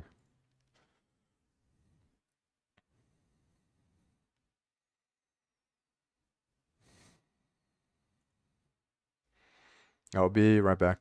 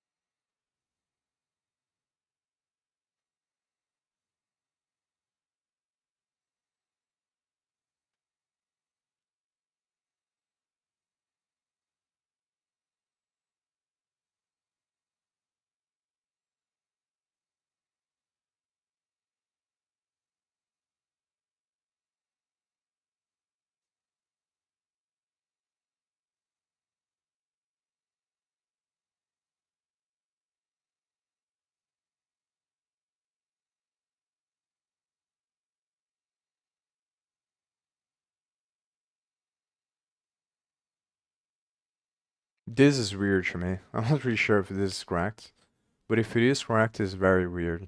To be honest, it seems unnecessary. So like, if it's only sending the first argument, then why use the macro in the first place? Just send the string. Doesn't make any sense to me.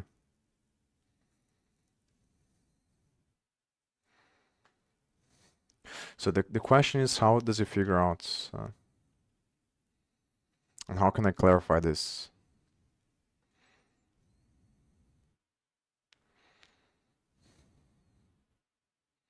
So assume that, so this is being used to hold the information of the methods inside of class DB. So I assume that at some point you should figure out the arguments that the method has through the method bind. So I'm not really sure if this is correct, the way that it is explaining here. But from the code, it seems that it is correct because it's the only thing that makes sense.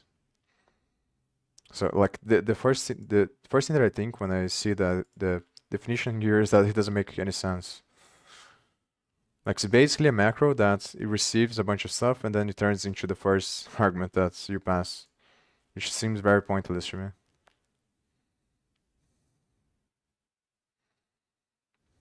So I assume that there's something happening here that's like is different than the thing that is being described there.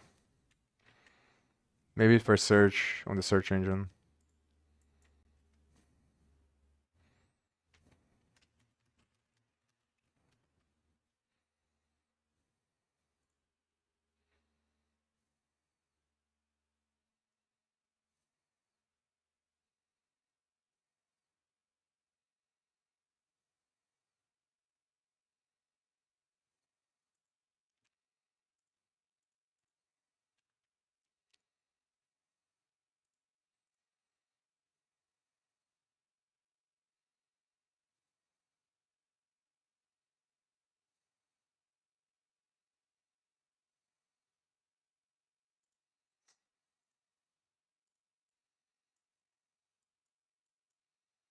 And the problem is that there isn't an easy way to ask a search engine this.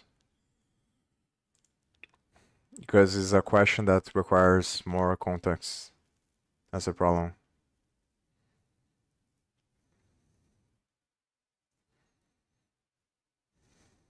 So like just based on first principles, I think that's what the perplexity saying makes sense. So like this should be the three dots are used in the same way in JavaScript. It just accepts an arbitrary number of things you pass there. And then here the first one is just gonna be this name. So the macro is just basically saying like take whatever is passed here and just return the first thing that was passed. In this case would be the first string. But it seems very pointless to me. I don't see the reason why. It might be because of the type, like to convert from the string from const char to the template name there, but that doesn't make a lot of sense either.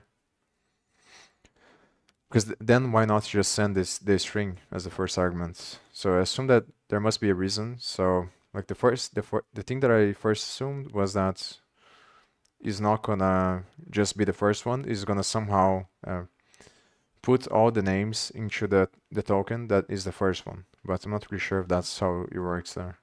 Because if it is this explanation here, then I don't see the point of doing this.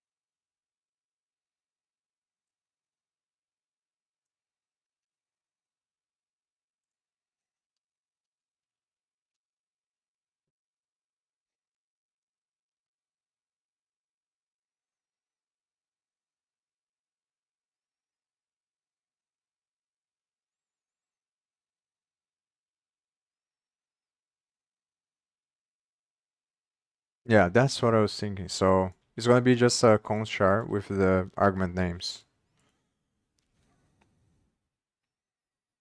So it's like a pointer to the name of the function and the other arguments. And I think it accesses the arguments through the pointer. So when you create the macro, it's just changing the type it passes, I think.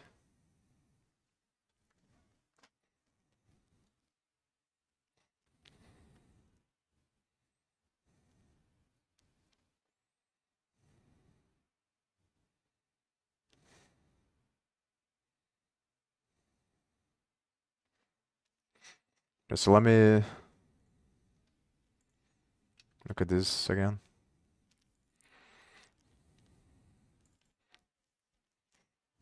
The thing is, like, it's kind of confusing to see the path on these errors here of how it gets to this place here. So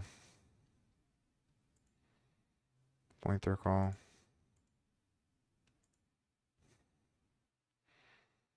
So it does come from the methods. Yeah, so I have to understand this, how it works more.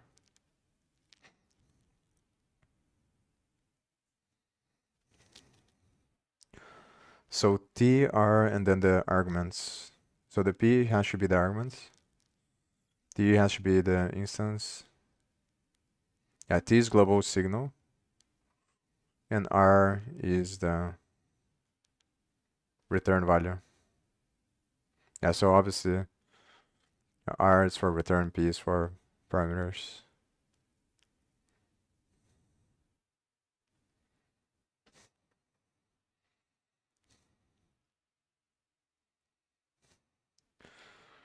I'm pretty sure that's the, so it is const object ID. It has to be because of the type of object ID, I think. Signal owner, scope signal. So it's a string name, object ID. And this is a pointer call.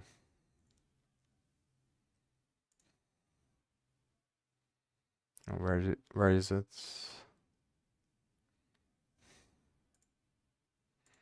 It's gonna be here.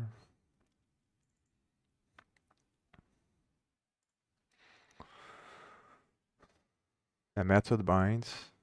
So pointer call.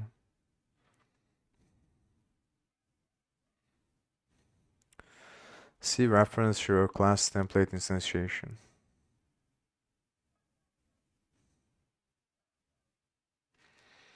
So is it talking about the constructor?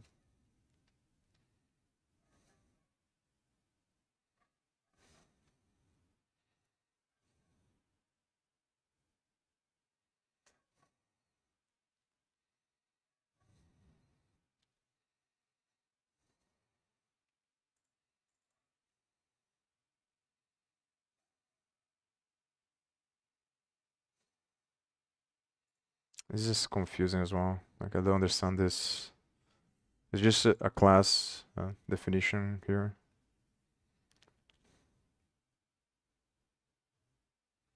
I guess it's just a normal template, just a type, but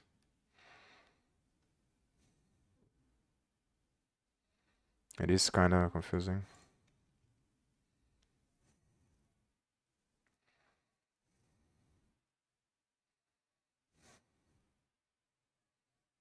So let me think about this.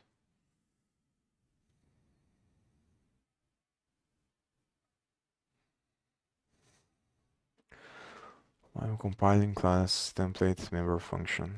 While method binds tr was pointer call. See reference to class template instantiation.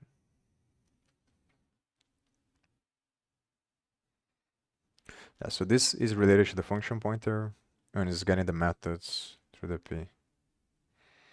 So I was gonna see and this. If this is the constructor, it accepts a function pointer where the R is gonna be the return, the P is the parameters. This is the other type that it declares based on whether or not you have a macro defined there. If you don't, it's going to be that class, an existing class. Just a type to call the function from. And the p is the method, which is the address of the function you're passing. So let me think.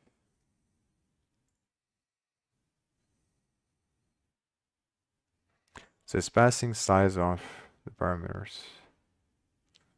What is the error coming from?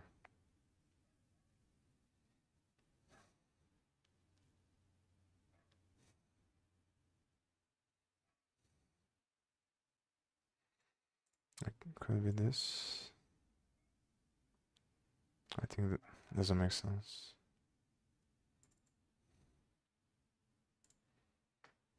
Is error here? That should be because of the object ID. So I think that is because of the object ID and it's because of some stuff with the conversion there on the variant class. Something related to this, I think. Could be wrong, obviously, but that's what I'm thinking right now. But I'm not really sure how he jumps from here to the pointer that it has there.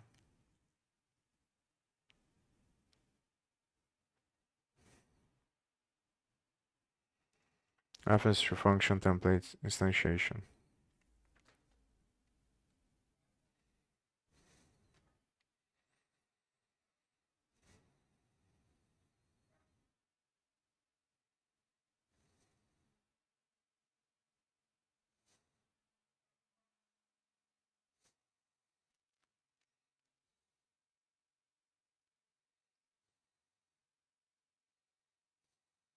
Identifier not found.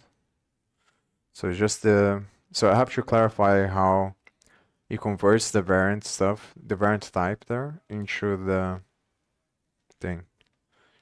Because I can change the variants class to accept object ID. I think, so I remember some situations where usually it's gonna, mainly when it's writing, when it's saving the scene file, I think, and saving and loading, it's gonna check to see if the class is it's gonna do some function there that's based on the variant type. The type is gonna be object on the variant. So I think that's how usually is done with the classes.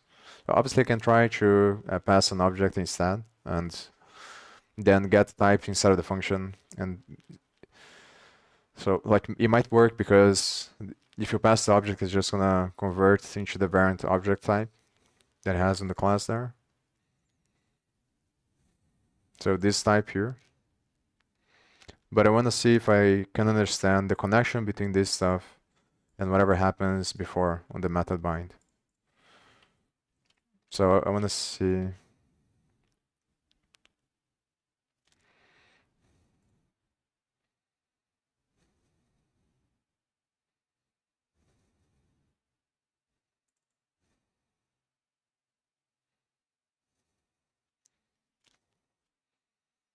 So it's using this to assign based on this function.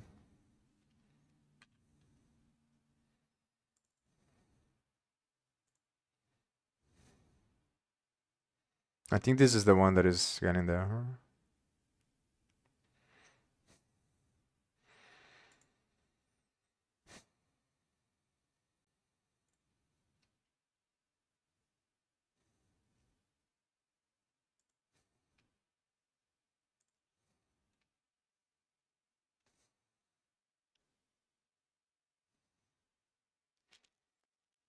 And this is confusing as fuck.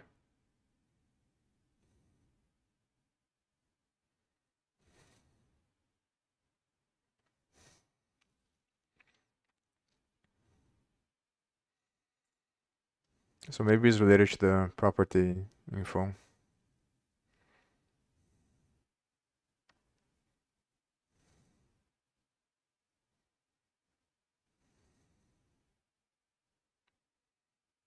Is the property info the thing that I saw on the when it's reading and writing through the files, I think? So it's initialized with the type here. But then how does it figure out? That's the thing.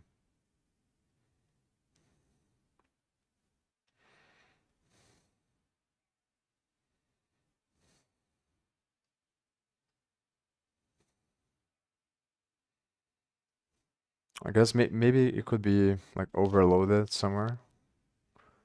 Like if you overload the copy, whatever happens when you copy the object, then like let's say you pass the object to this property, and then either on the object or on the variant, it overloads the whatever is gonna happen for the compiler to copy the thing to the other thing.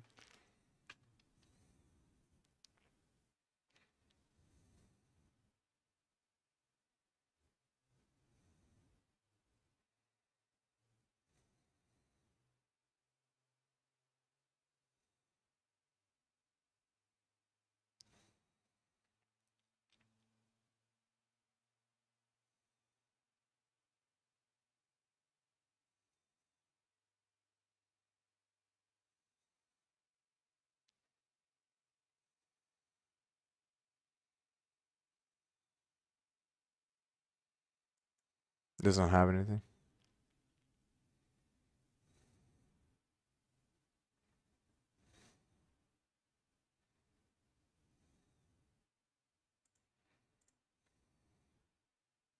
And maybe it's on the other ones here.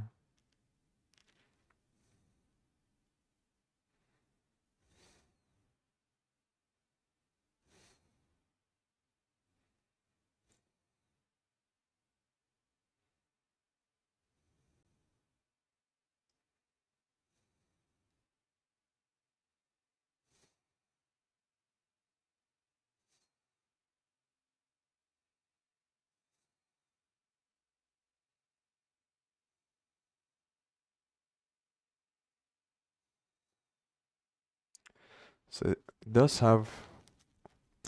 So I'm gonna look into the ones that it has the type.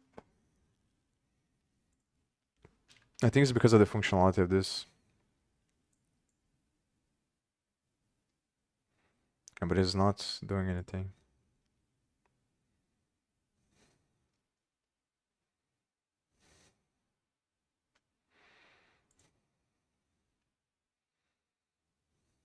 I don't understand this.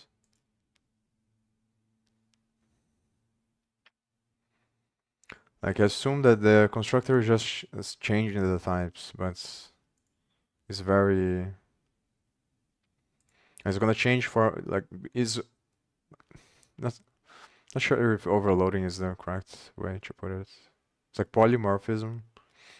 So like depending what kind of type you pass the. So for example, when you initialize a property info, I think what's happening is the first thing that you pass. Like you can initialize the property info passing an object, for example, or like passing uh yeah, let's say object. So when you pass the object, because the type of the argument is variant type, what is going to happen under the hood is that there's going to be some overloaded thing that under the hood, the variant class is going to be probably constructed. And the way that it's going to be constructed is through these constructors here, which is going to depend on the type you pass, I think. So I think it somehow is converting whatever type you pass when you call the property info constructor into this variant thing here through these paths here. I'm not really sure that's what's going on. And then when it tries to do that, it copies, transfer the information, but I'm not really sure how. I think, yeah, like it doesn't, because there isn't anything on the constructor, so maybe it's not how it works.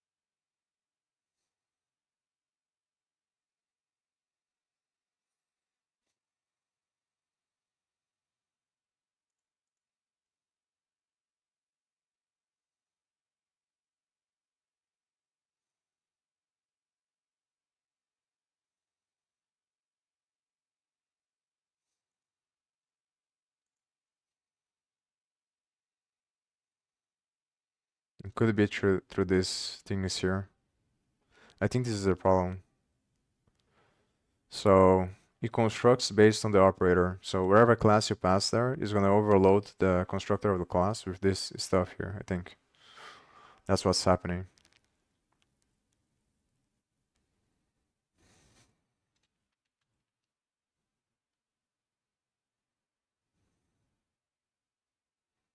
And this is going to be very annoying if I try to redo this. Yeah, I think that's pretty much what is happening probably. Because this is probably the pointer there that is calling. Because there's something about the pointer, function pointer that it calls, which throws this error here. So I think, yeah, so like the general thing, I get it, but not the specifics, I think. So if I'm seeing this correctly, what is happening is that when you initialize the method bind at some point, but I'm not really sure if it's directly related with property info. I think it is because property info is the thing that is used to parse this stuff when you read the sing file class, I think. So when they instantiate the class, yeah, from the editor, when you add a child node, they use the class DB to instantiate.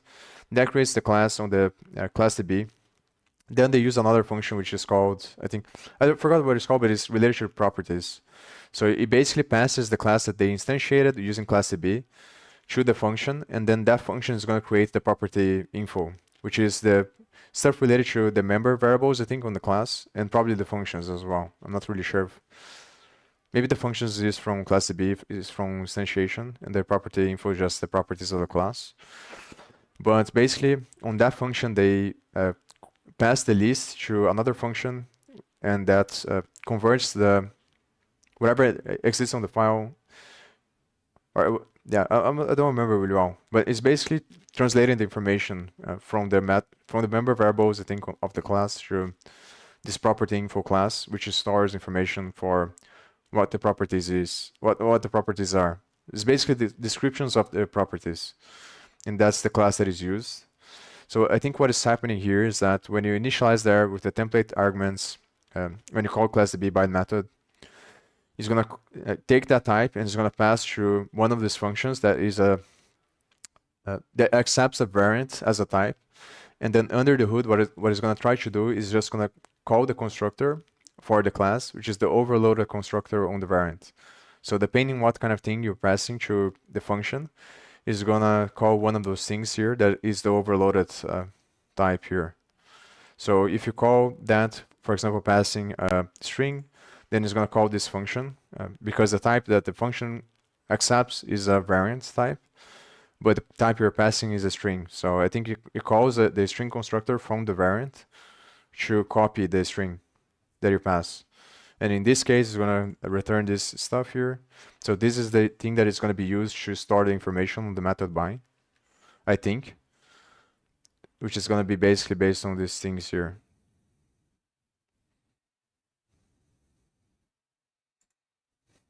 But then when you pass the object ID is going to do something else. And I think because of this difference, and because the object ID doesn't exist on the enum there, it's not going to... It returns an error instead of what it's supposed to do. Because the variant is going to be the thing that holds the information for what the type is of the argument of the function. The error is basically on the pointer, function pointer you pass as a second argument, and on the template that, the variadic template that assumes the types of the arguments that the function pointer has on the initialization there of the bind method, or the method bind that it uses. So on the function that accepts the function pointer of the method bind is a template function, which is going to figure out the types of the arguments based on the templates, and then it's going to try to, at some point, call the constructor of the variant with those types, and then the constructor of the variant is going to determine what happens with that, how it stores the information for that type. So because object ID doesn't exist on the enum there of the variant type, you can't figure out, I think. And it does that based on this logic here because it's overloading the constructor, I think. That's what is happening.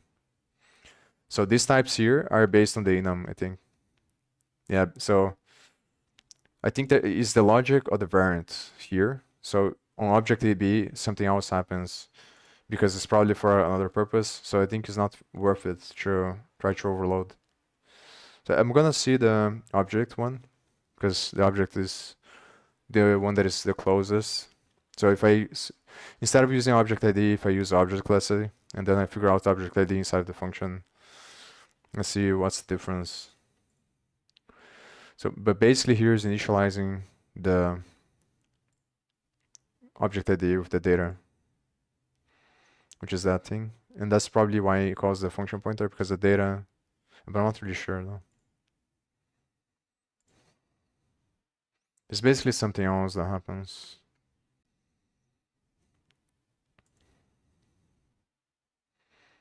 It's very confusing though. But I think that the function pointer inside of the thing is the thing that calls there and that throws the error. So there's on the data, this function pointer here. I think this is the one that is being called at some point here. There's a variant.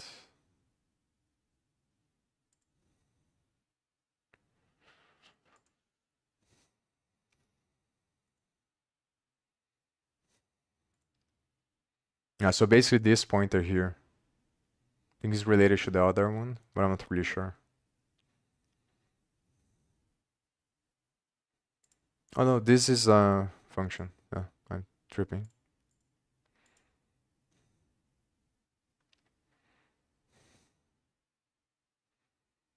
But then how does it call the function? That's the thing. Because it goes from here to there, I think. It goes from here to here. So it has to be on the constructor. So I think that makes sense what I'm saying. But the reinterpret casts with this other type that is just a class there is very confusing.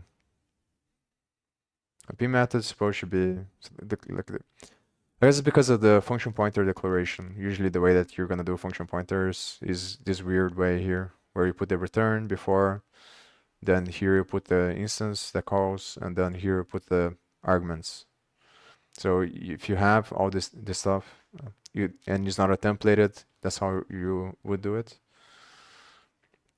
But I don't think that t is the instance of the method that you pass. The p method is just the address of the function. So the pointer to the function, and t is just the argument that they use there based on the macro. That is reinterpret casted through this other standard one that they use here, which is this unexisting class, which is just a type, I think, because it doesn't have any definition. So it's gonna call the function from this type that doesn't have anything, which is kind of weird. That's the thing. But then it uses that inside of the constructor, I think. So that's the part that I don't understand very well. So, like, is this saying that it's gonna build the class with this thing being passed? I think that's what's saying. So the class is the R, which is the return type, and the P is the parameters, and that's how it initializes, and then passes this function pointer to initialize the class. So, like, inside of this class, you should have the so the constructor is this one. So it's passing the pointer, which is the reinterpret cast, and it makes the methods. So this one is probably the one that fucks it up, that passes the size there, size of the arguments. And this one calls this one. So that's the thing, I think. So this variant type here is the thing that is fucking up, I think. It's kind of weird, because I don't understand. P count should be an integer because it's just the size of the arguments. I don't see how it's related, and this should be like the standard thing. Like the question is how does this become is related to the arguments you pass there.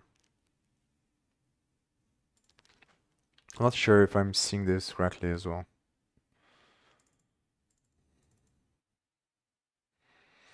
So let me go back. So here we have the function pointer that's passed. basically here, and this is gonna be the enum.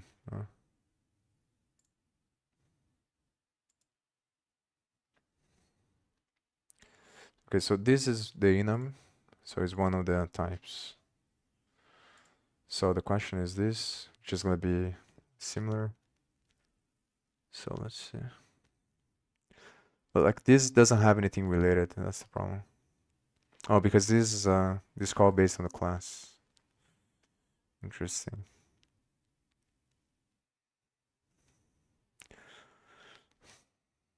But this type should be the one that's this should be the method bind thing with the counts. So it calls this function with the method bind, which is the counts. Oh.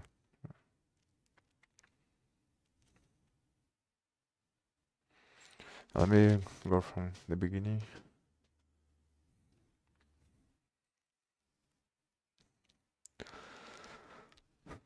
Yeah, this is confusing as fuck. I think it's just because of C++ though. It's just like built in a way that is confusing.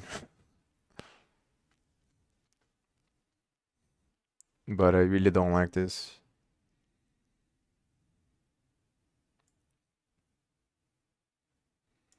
It's obviously related to the way that they are doing memory because usually the standard constructor is just memnew, which is a macro.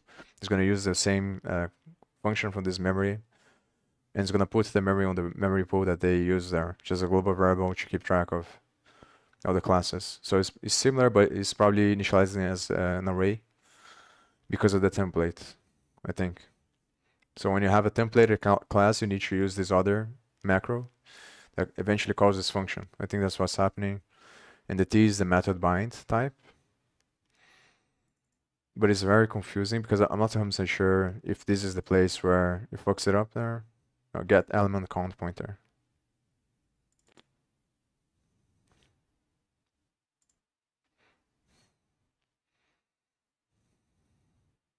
No, I think it's not this.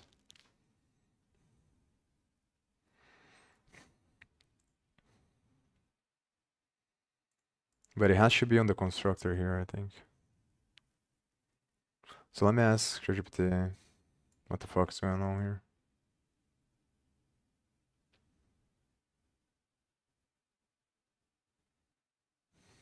Uh, this one is not that hard, I think, to understand.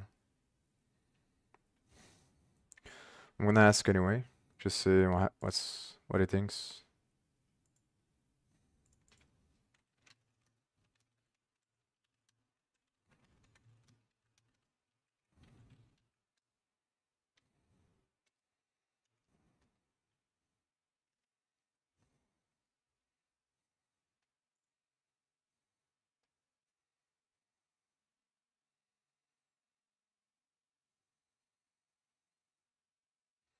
So it's basically what I was saying, I think this part.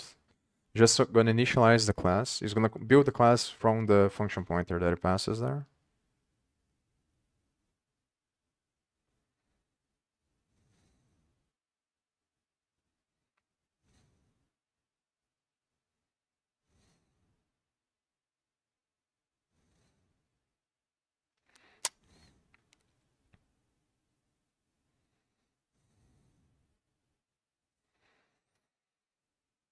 So the question is this one. Okay, so let's see. I have to, let me see. Okay. Yeah, so it's passing from here. So the first time that it calls this, the question is how does it know? So I guess this is the first one. How does it know the, 'cause I forgot how this works very well. Like shouldn't have to specify the arguments. So when you call, I shouldn't have to call from here. That's the thing.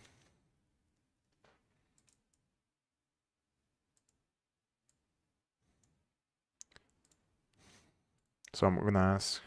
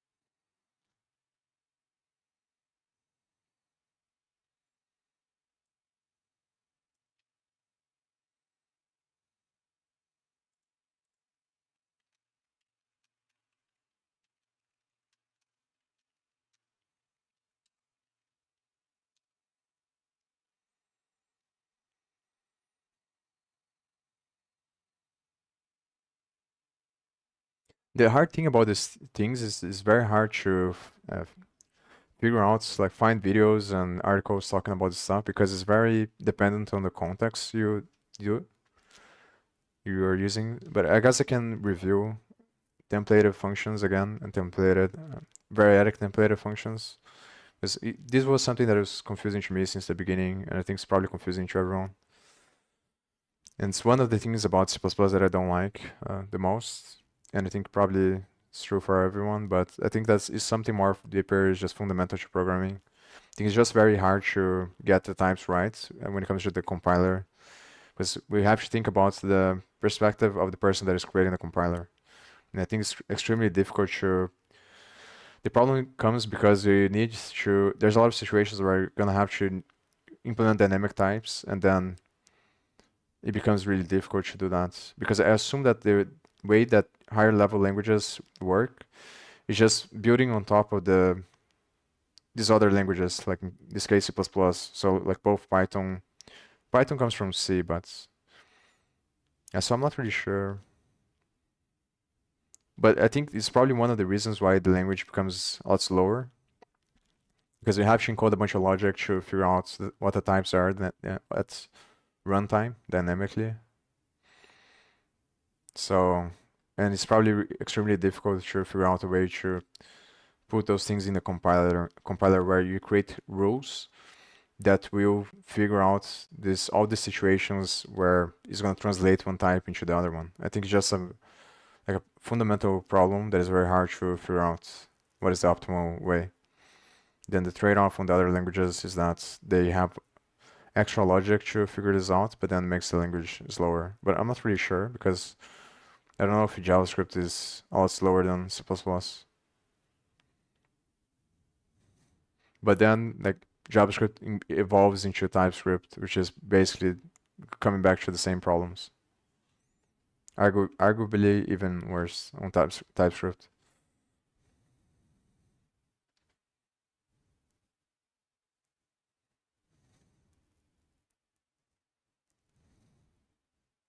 Yeah, so this is what I thought about. So because you're assigning the type of the method like this, it's gonna deduce from the methods what the types are. That's why you don't need to specify. I guess you can specify to override maybe. Not really sure. But intuitively that's what makes sense as well. Like it's the only explanation. So but then how does it work with the methods? So because method is another templated thing. So yeah, the question is what is the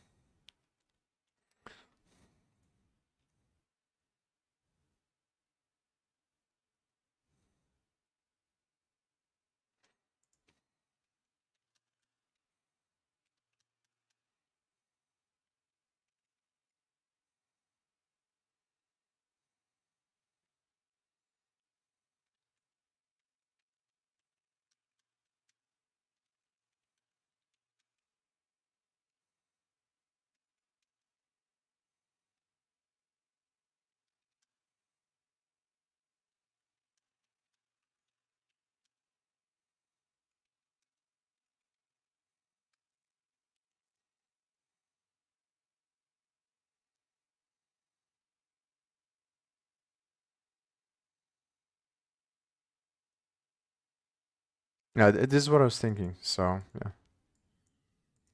because you pass from the instance of the class the function pointer, but it's very confusing how that happens. Like the first function is a templated function, so how does it deduce that m is gonna be like, because you're essentially translating one template type into three other ones when you declare the function pointer. So this is the part that is very confusing. And it's obviously some stuff that is happening under the hood that I don't understand very well. So like the first one is the type, which is going to be the function pointer. Then it translates this first type into the other one, which are three different types. But I guess it's just because of the definition, like the way you specify what a function pointer is. But like this is the weird part because it's like extracting the t from the m, which is the first time, through the symbol that it passes. So how does it know that? Like one simple way would be like based on a rule that splits the things based on this pattern here. So it just splits and gets the first one, and then that's how it translates. But it's kind of difficult to understand this, I think.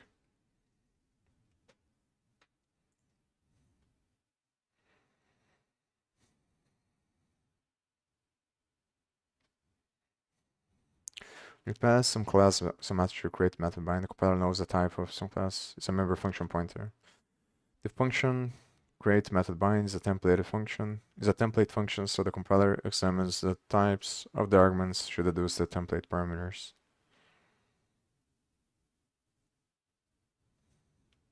The types of the arguments should deduce the template parameters.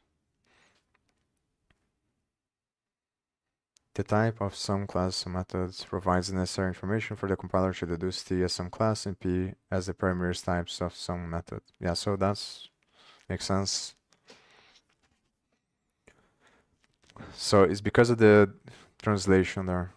Like when you have a template, so the point is when you have a templated function and you pass a template, when you have a templated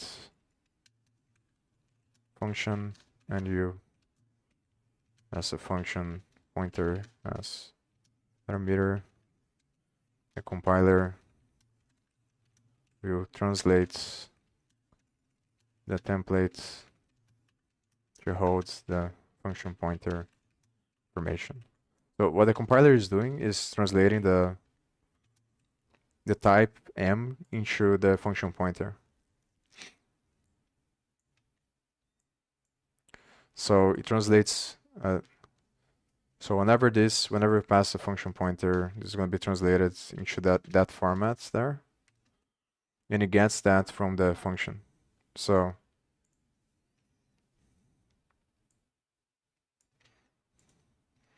like because of the way you're passing there, yeah, that should be like this. So because this is the standard way that you do the function pointer, this would be level signal. And this is not really the methods. It's just figuring out that it is. So the p method would be the name of the function. But this is very weird. So a compiler automatically figures out, like under the hood, that m is gonna be just gonna translate into function pointer and is gonna extract based on the name of the function and the name of the class. And then here's like whatever arguments you would have. Argument 2. Because usually on a normal situation, when you're doing a normal function pointer, you're gonna explicitly say these things to declare the function pointer. So just translate it under the hood based on the rule. So I think even if you don't call the function, the m is gonna be considered to be this under the hood, which has the information for the function. So that way, when you call this, when you pass this to the other function, it becomes the templates. So the p method is not really the function pointer, just the name of the function in this case because it converted before. So I understand, but it's still confusing from the standpoint of the compiler, like what is going on under the hood. But I guess like I can imagine how it happens. Obviously, like it just looks for in the same logic that it has to figure out like what is a member function from a class is gonna do. It's just gonna based on the names, gonna search for the definition of the function, and then it's gonna extract the information, and it's like based on the function pointer rule. Is going to translate that automatically because that's just part of the compiler. And then the only thing that is different is that it's translating based on the types. So I think it makes sense. Okay, so assuming, so T is going to be the name of the thing, the global signal. P is the name of the methods and the parameters. So this initialize the class with the parameters as a templated thing. So inside of the class, anything that has P is going to be replaced with whatever, how many arguments the function has. And this is going to be reinterpreted so that the function is called through the other class, which is the other type. And that part's, maybe we can ask this question as well.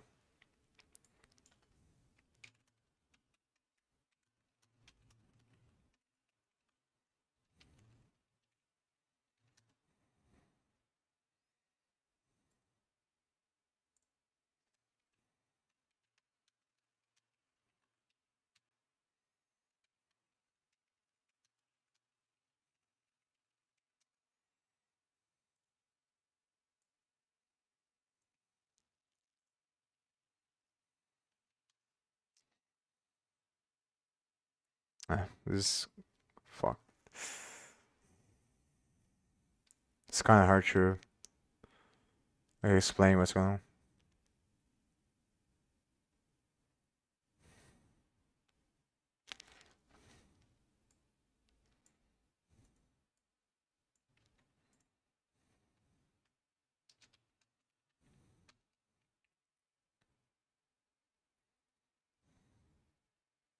Maybe we should pass everything here.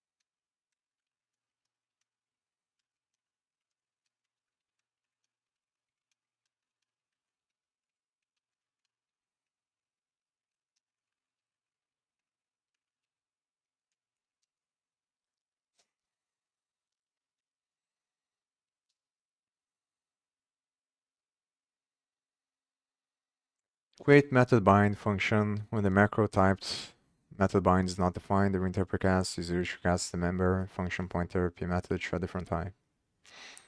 Type to which its cast is void, whatever where is an existing class. This essentially means that it's casting the member function pointer to a member function pointer of type void with parameter p in the context of the non-existing class. The reinterpret cast effectively changes the context in which the member function pointer operates. It doesn't actually change the function pointer itself. It just tells the compiler to treat the function pointer as if it belongs to a different class, allowing it to compile without errors. Interesting. However, it's important to note that if you later attempt to call this member function pointer on an object of type, it would result in undefined behavior, doesn't exist, which is what I thought, obviously. Purpose of this cast might be to temporarily satisfy the compiler's type checking without actually invoking the function. Yeah, that's extremely confusing.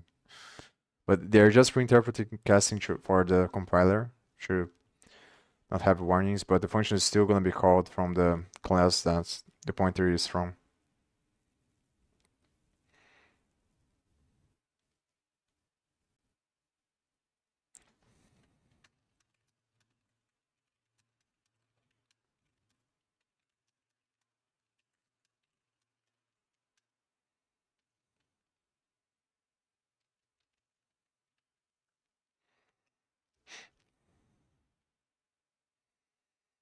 It doesn't provide any meaningful behavior unless typed method bind is defined and the class is not performed. Interesting. It's just for the compiler to figure out. The success of the interpret class in this context depends on the design and requirements of the system. In this case, method bind is instantiated. There is no need for the reinterpret class. The function pointer must pass directly to the constructor of method bind t, which expects a member function pointer of the correct type. This scenario is typically preferred because it ensures type safety and correct behavior. Since its original type and no interpretation is needed.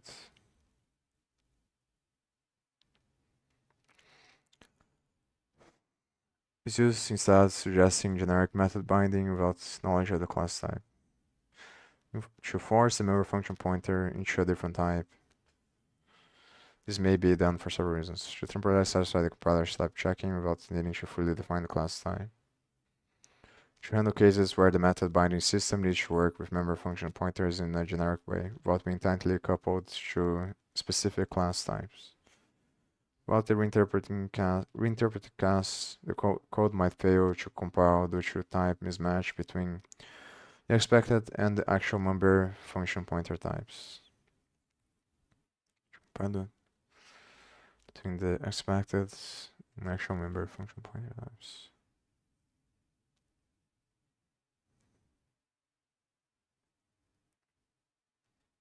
So maybe it works as a placeholder.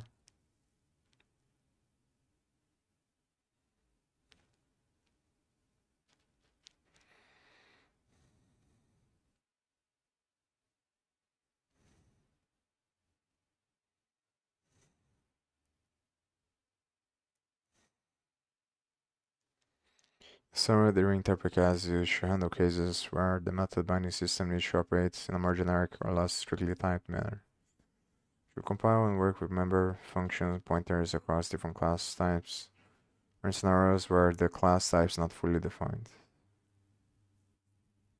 Oh, so I think it's when you have when the class that is binding the method is templated itself, maybe. That's the point. So in that case, the type of the class is undefined, so there could be a mismatch. So in order to solve that, you create a placeholder using reinterpret class so that the other class holds the information. But it's extremely confusing.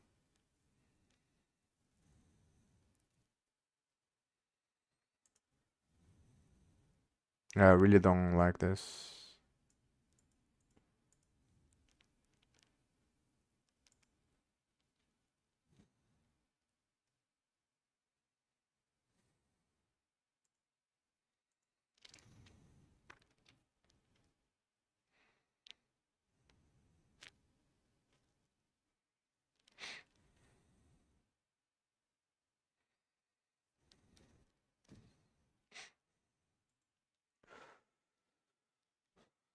So let me.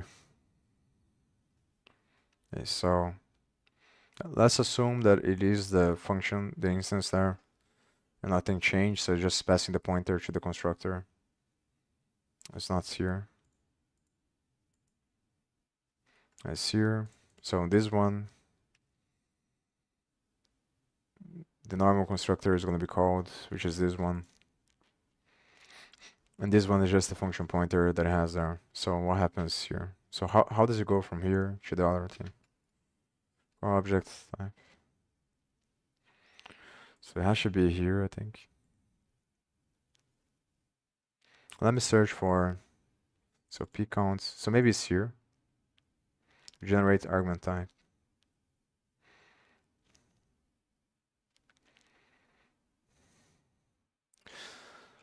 So how does it get this? Oh, so size of. So it gets from the templates. So the counts is the templates, and here is the index. It's passing the index here.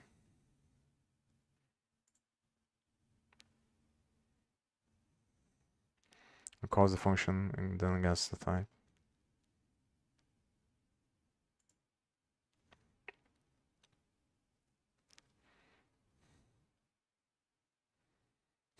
So here it is.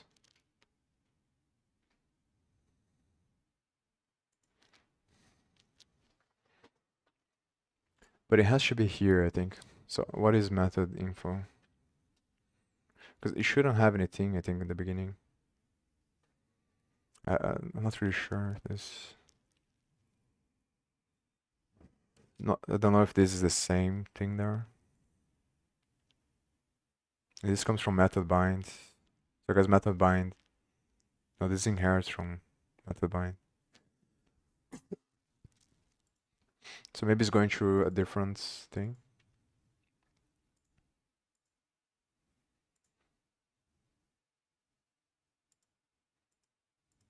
No, this doesn't have the thing.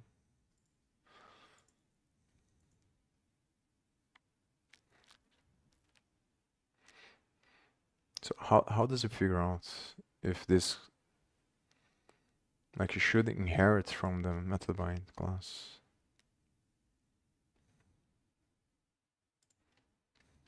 Oh, it's virtual.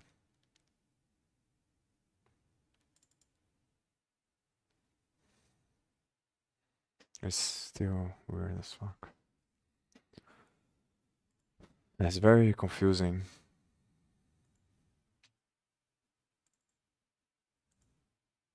So this is calling from method bind, I think. No.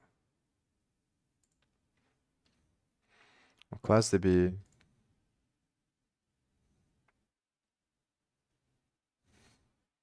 It should be the class DB thing. Yeah, so this function is inside of class DB.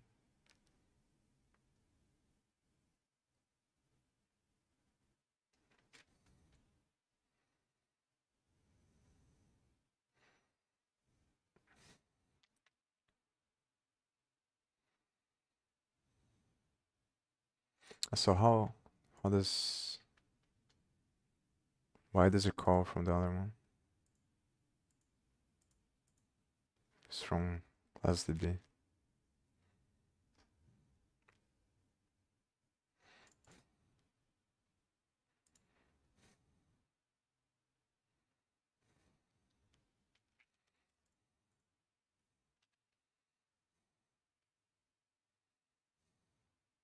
I guess it's just like global. It's a function. It's not a function from the class. It's just a function. So method bind age. Let's say. Yeah. So it's calling. So that function is not from the class. It's just a random function.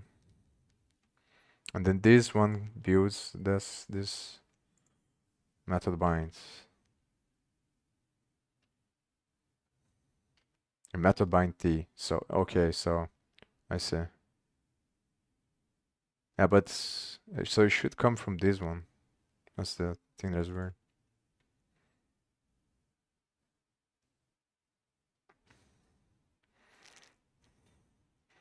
Like this one derives from the other, and the method bind has a virtual function.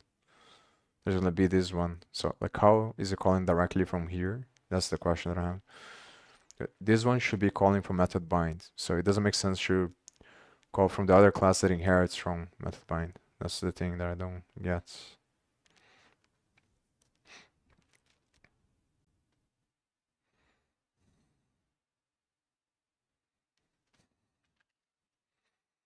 Because this one is going from to method bind. Oh no, this one is correct. So, but the problem is this one. because also get arguments type on the other one.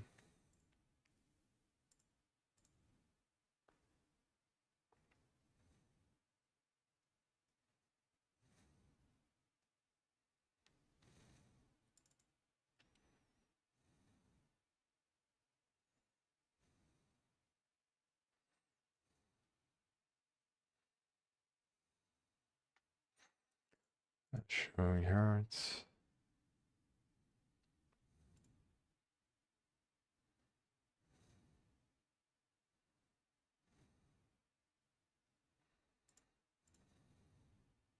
Oh, so is this one? I think it is going to the wrong one.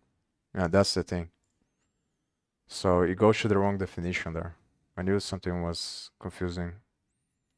So the one that it calls is this one. So it's gonna call this stuff here probably.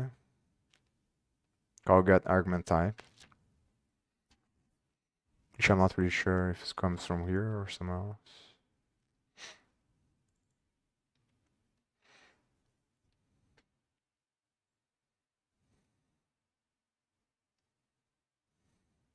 So I guess this should come from method bind. Is passing the templates, which is the parameters that it got from, and this one is going to return a variant type.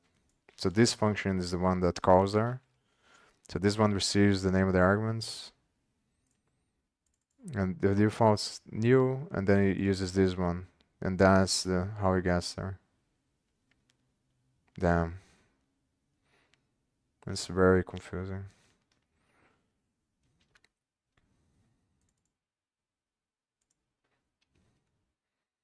So type is gonna be this one, and then it fails here. So Q is gonna be the arguments, and it tries to get from this get type info, and because it doesn't have on the variants, then it fucks it up. So it is what I was thinking about.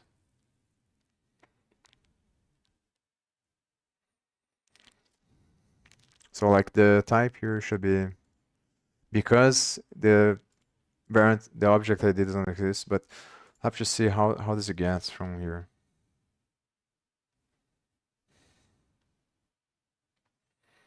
Time variance object value type.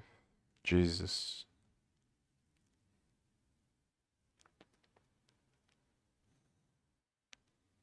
There's gonna be variant type here.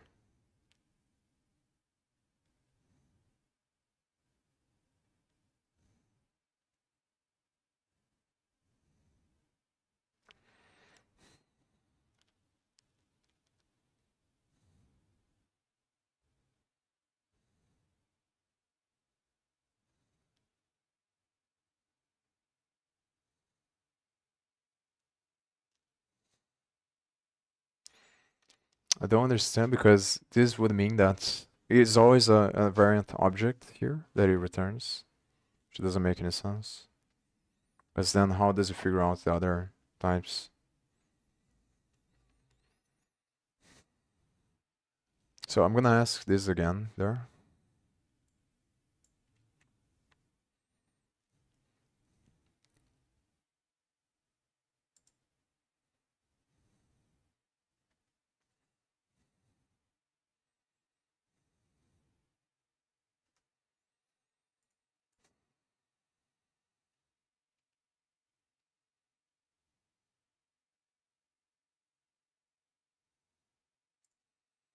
Yeah, this is like really bad. I'm not sure if there's a way to simplify this, but it's so confusing to understand. Because I still don't understand. Like based on the way that it is there, it seems that it should always be an object.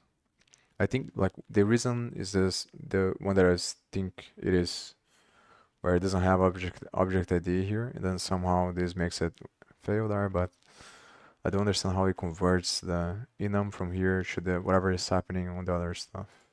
That's the problem.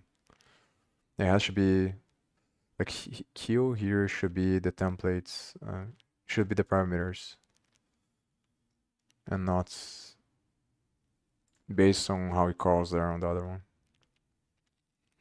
I think it's this one that it calls.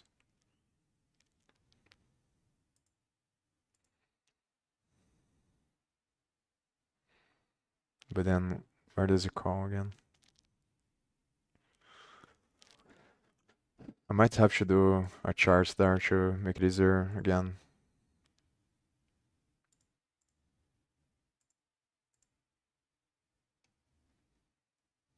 I already forgot where. Nice, it's from here. So P should be the parameters, because this comes from the other one, which the P is gonna be is initializes this class with the parameters there on the other one. So it doesn't make sense because this is the parameters, and then here is used here. Span type. Or it might be because of this thing here.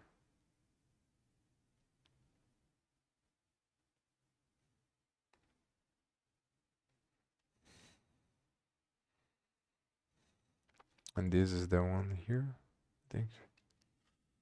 Yeah. So this Q should be the parameters. So on this thing here, T should be the parameters. It's a pointer to the parameters. But then how is it gonna work? It's very confusing. This is the metadata that they talk about there. Like is initializing a struct and getting the value, which is the variant type, which should always be an object. That's the thing that is weird. So maybe it depends on the, like how does it know which type is gonna be here? That's the thing. Because it's not related to the T that it has here. But it might be because of this other stuff.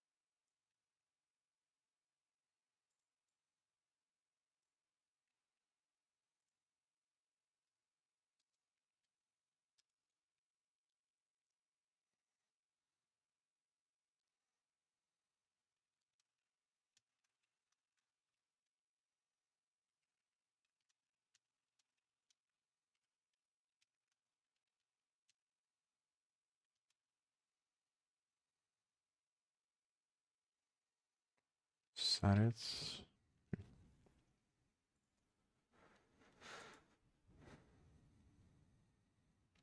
Yeah, I'm not really sure if it's gonna understand the context there.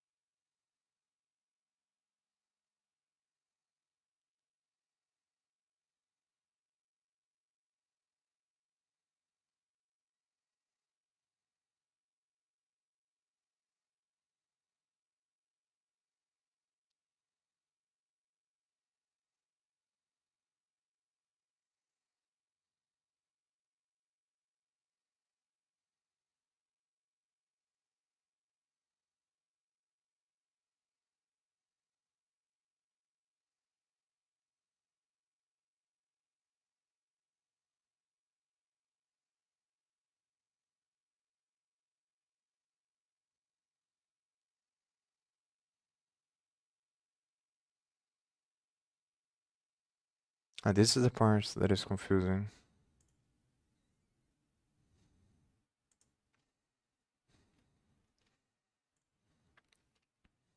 Because like this should always be a variant object here.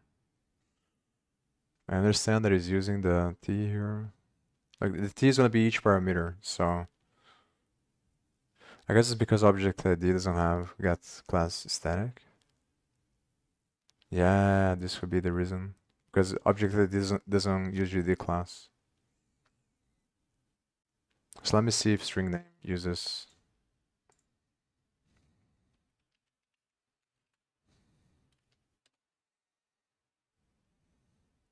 Oh, it doesn't use GD class either.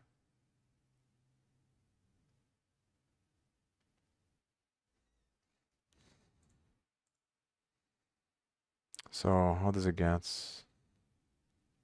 here? But it's not gonna allow me to go.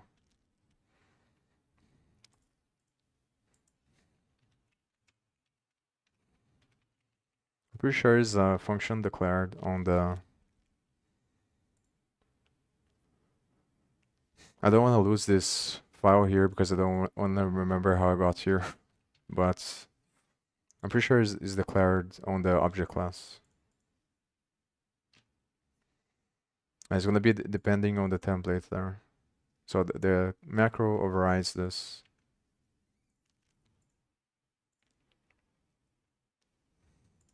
So it just returns the string with the token. So initialize the string class with the token. It's called. Yeah, so it's probably not this, the error, I think. So it has to do with the variant type, I think. So I want to know how it translates there. I guess it's because of the constructor of this. So it's before this thing. Because here it's passing with the. So based on ChatGPT response, which I think makes sense because this also has the 3 dots here. And I think it passes the 0 in case the P doesn't have any arguments, maybe.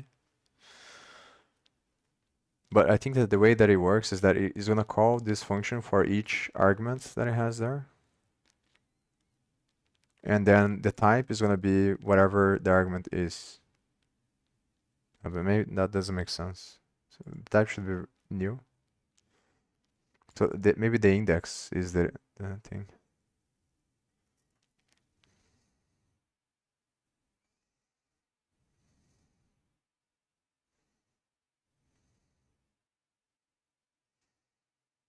That's very confusing. Because this should return an integer. And even though it's like a void.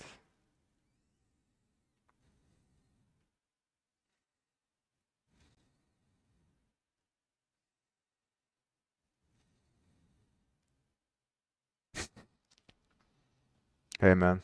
Yeah. Nice to see you too.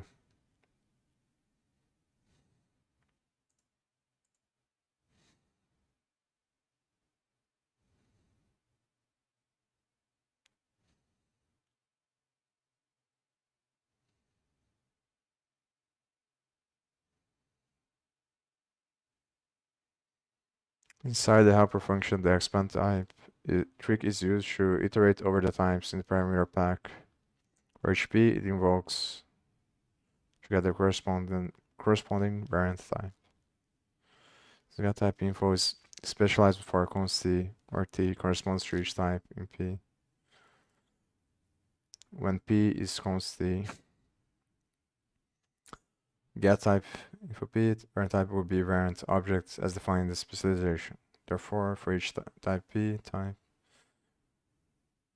will be set to a variant object when P is const and will be accumulated over all types in P. In summary, the getTypeInfo struct provides the type information for a given type, which is used to determine the variant type associated with each type in the parameter pack. So the call gets argument type. Yeah, this still doesn't answer anything. The only thing that makes sense is that like this part makes sense is creating a property info based on the name of the class. So maybe this is the issue and not the other stuff. But I don't think it's gonna call this right away because the type is just supposed to be this value here, which is always gonna be an object. But this translation is the one that I'm curious about because like this should always be, no, the type should always be new. Should always be new.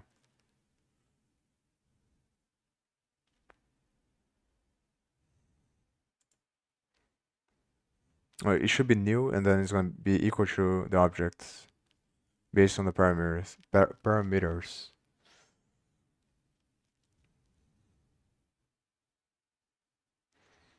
So what are the arguments here? This the index. So the index is going to increase each time that it's. So when the index reaches the.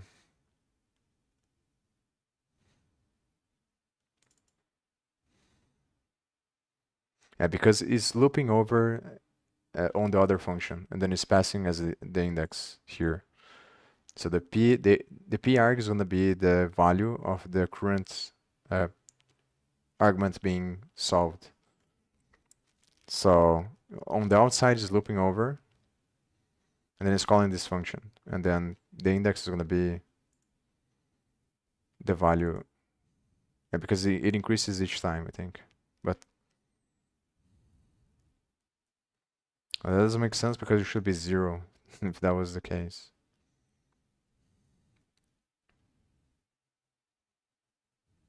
Yeah, it's very. I don't remember how it is actually. There's hard hats and there's another one that I forgot. I think it's brownie or something like that. It's been a long time, so I don't remember really well.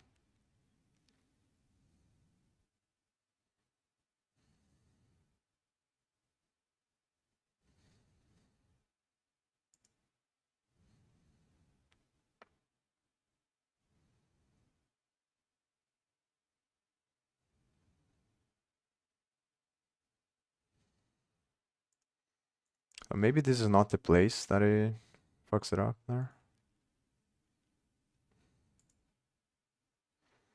So the question is, how does it go from here to here?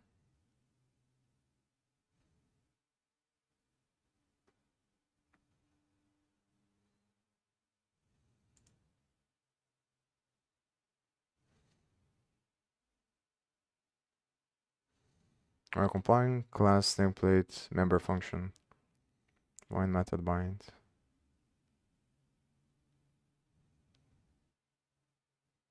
I should be, so while compiling the function. So maybe it's not on the constructor. It's how the class works on the other functions.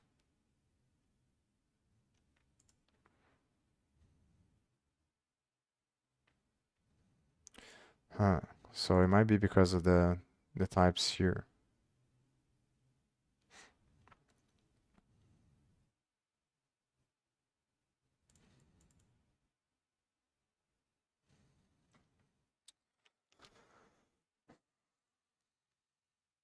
I'm not sure if it's worth it to figure this out.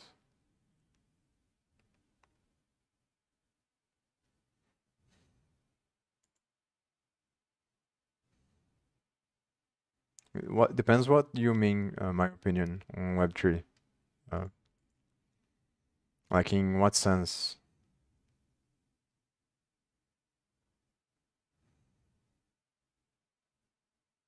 I spend a lot of time studying Web3 and yeah. So like the most amount of time I think I spent on Ethereum, and I didn't spend too much time on the other coins. I know that Cardano, not all other coins, but other protocols.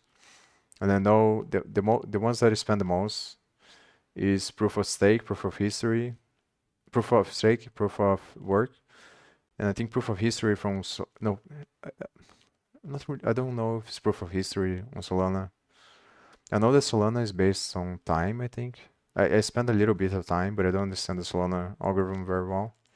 The ones that I spend most time is probably proof of work and proof of stake.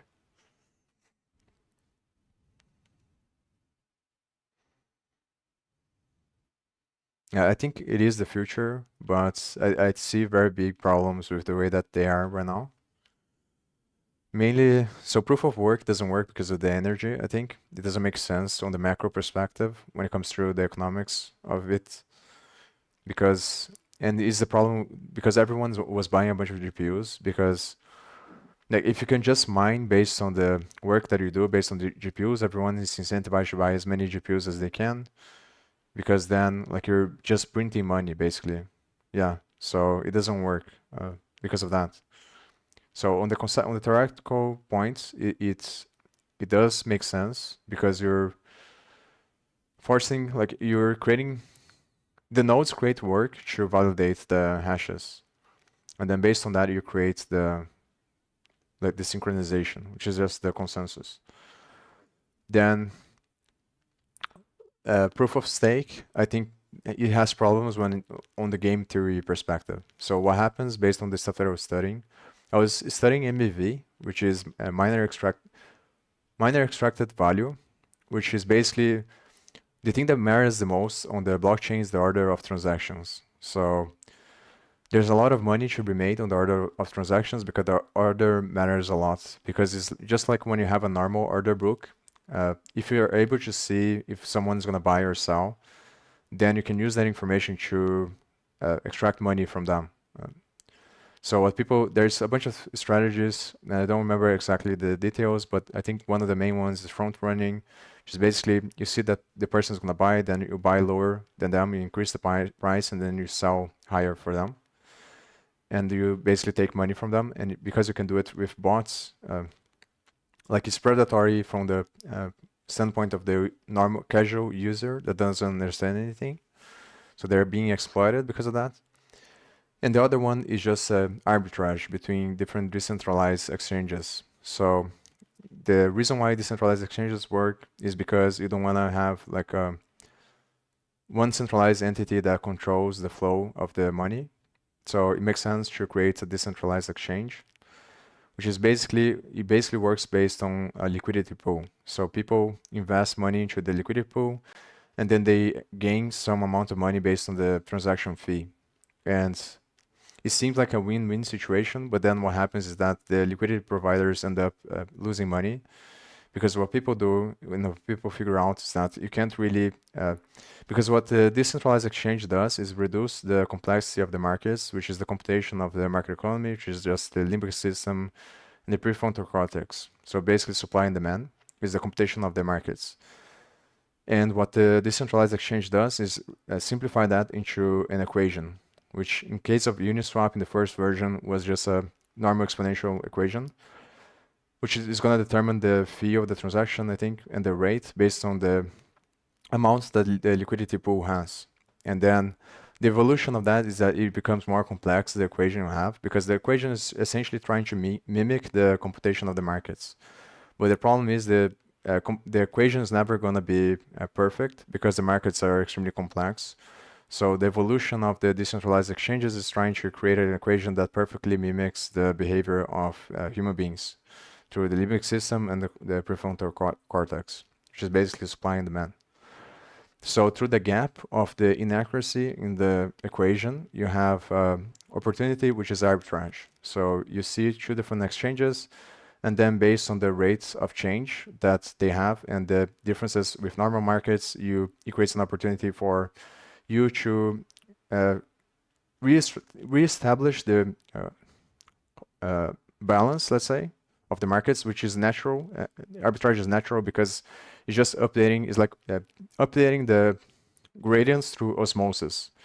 So we have different markets, they have different prices, so an opportunity emerges and then the flow of money happens through these agents that are basically rebalancing the markets because the markets have friction, which is the rate of loss of information flow from one node to the other.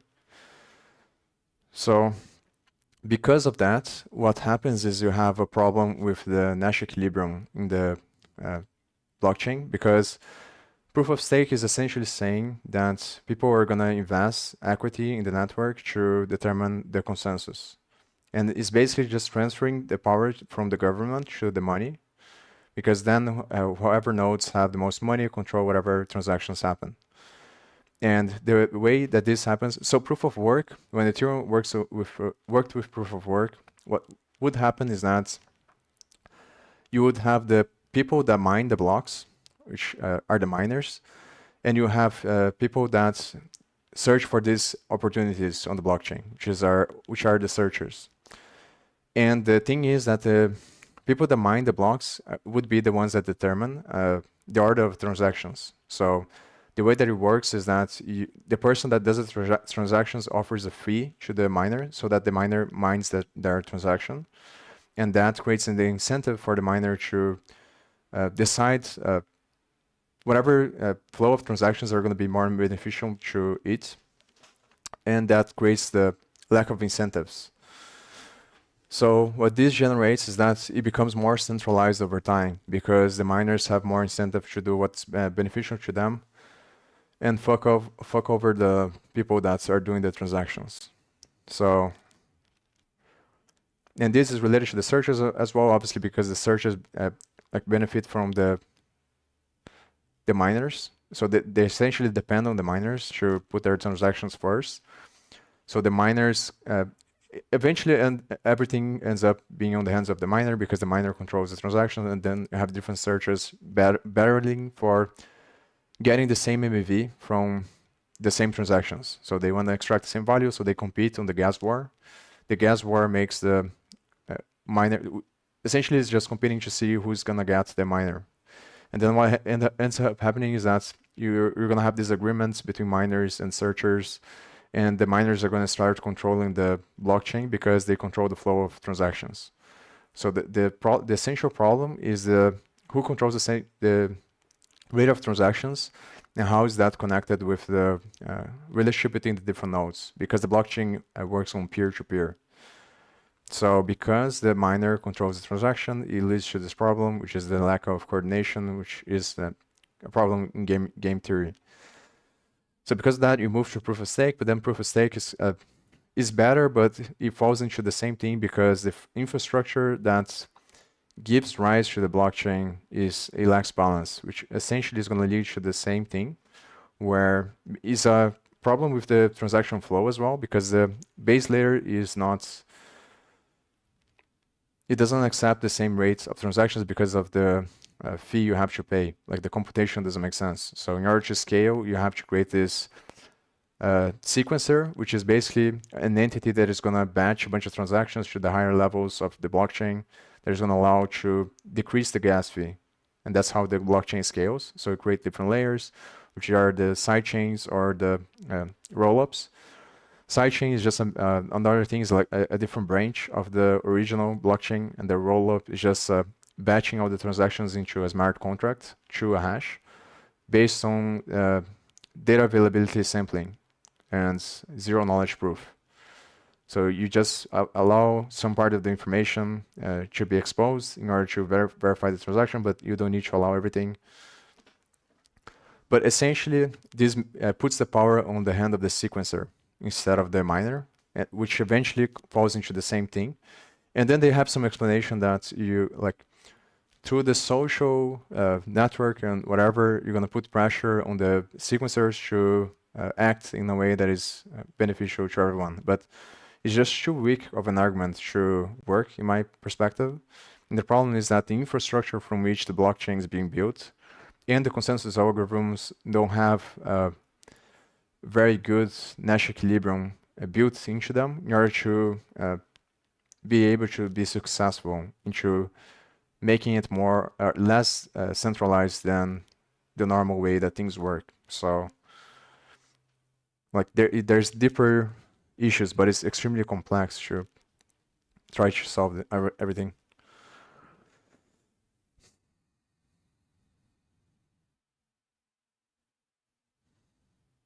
Yeah, thank you. So this is the main issue. Like the Ethereum, I think is bound to fail because of the nature of the system. So there are other, what people are doing is building blockchains in zero knowledge proof away, which essentially changes the operational system, because a blockchain is just an operational system. It's a Turing machine, the way that they describe. So that's why you have the abstract binary interface, which is the thing that creates the link, the Solidity communicates with, which is another problem which is very complicated. Like, another fundamental issue is that in order to be able to have transactions, you need to a certain extent to have centralized entities, because then, like, if you have your money stowed, then you just lose the money, like on the blockchain. There's nothing you can do. So everyone says, like, have a hardware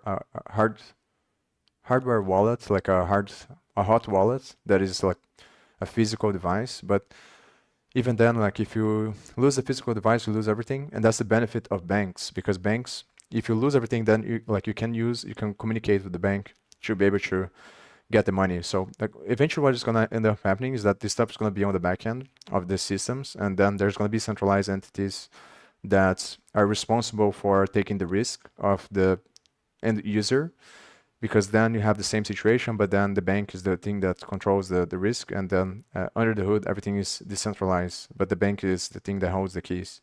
That makes sense. I think that's how it's going to go, but the problem is figuring out the natural equilibrium on the system. And I think that proof of stake is not nuanced enough to be able to do that. It's going to converge into the same thing because of the dynamics of the markets. So the infrastructure of the market economy leads to a vicious cycle because it's not anti-fragile in relationship to its own growth. Like, genetics doesn't evolve in a harmonic way with the environment. So it creates a self-destructive cycle. So when you have a proof of stake, it's just going to be the same thing, because politics doesn't scale, and the nodes are going to be corrupted over time, because the more power that the network has, because the political forces are not going to be strong enough to coordinate to prevent this corruption on the transaction flow, I think, between the nodes. But they do say some stuff about game theory, and I might be wrong about this because I don't know very well if the game theory that they calculated is going to work to prevent this stuff from happening. And I think that for probably for creating stuff on the blockchain is better to do it on the layer 2. Usually people are going to do that. And keep in mind that it's unlikely that Ethereum is going to work. That's probably the reason why Solana started working more, but I don't think Solana also, because proof of history from like the superficial knowledge that I have, it's probably not going to be enough to what I think. And this is what Flashbots was thinking about as well, was they were converging to that. And I saw some other stuff on Chainlink as well, that they are creating like smart contracts that work as a bridge between multiple different blockchains. And I think that's probably the way that it's going to evolve. And that seems a lot more, it makes a lot more sense. So the way that I think about it is that the consensus protocols are a reflection of the environment and the infrastructure from which the computation is being built. So in order to build a network that is more balanced, you need to take into account the context from which the network is going to be built, which is the infrastructures of power of the entities that are going to build and run nodes on the network. So it has to be a reflection. I think that is going to be a lot of risk either way. So the suggestion is just study the consensus protocols and try to build on one that you think that, or maybe build on, you should look for the Chainlink thing. That's it's basically smart contracts that work for a bunch of different blockchains at the same time. So the smart contract does a bridge between several different blockchains. I think that's probably the best way to go. So don't focus on only one blockchain. Focus on creating for your thing to work on multiple different blockchains at the same time, because that way you hedge yourself against the risk. And the thing to understand is that probably most likely you're gonna be your application is gonna be on the higher layer of the blockchain, which means you're gonna have to rely on a centralized provider to a certain extent to validate your transactions, because otherwise the cost is gonna be too high, because the computation doesn't make sense. So it's the case for Ethereum, for example.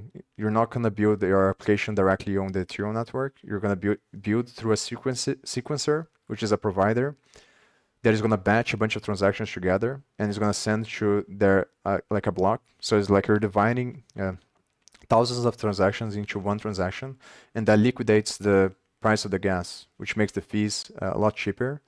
And that's the reason why Polygon is a sidechain, but I think, if I remember correctly, Polygon is a sidechain, but you have other rollups on Ethereum that make the transactions cheaper. And I think that the rollups that I was thinking about is like built on zero knowledge proof, which also allow for some privacy, I think. But the problem is that you're gonna run into this thing where the sequencer can be corrupt. So what they can do is start censoring your transactions, or they can just fuck you over.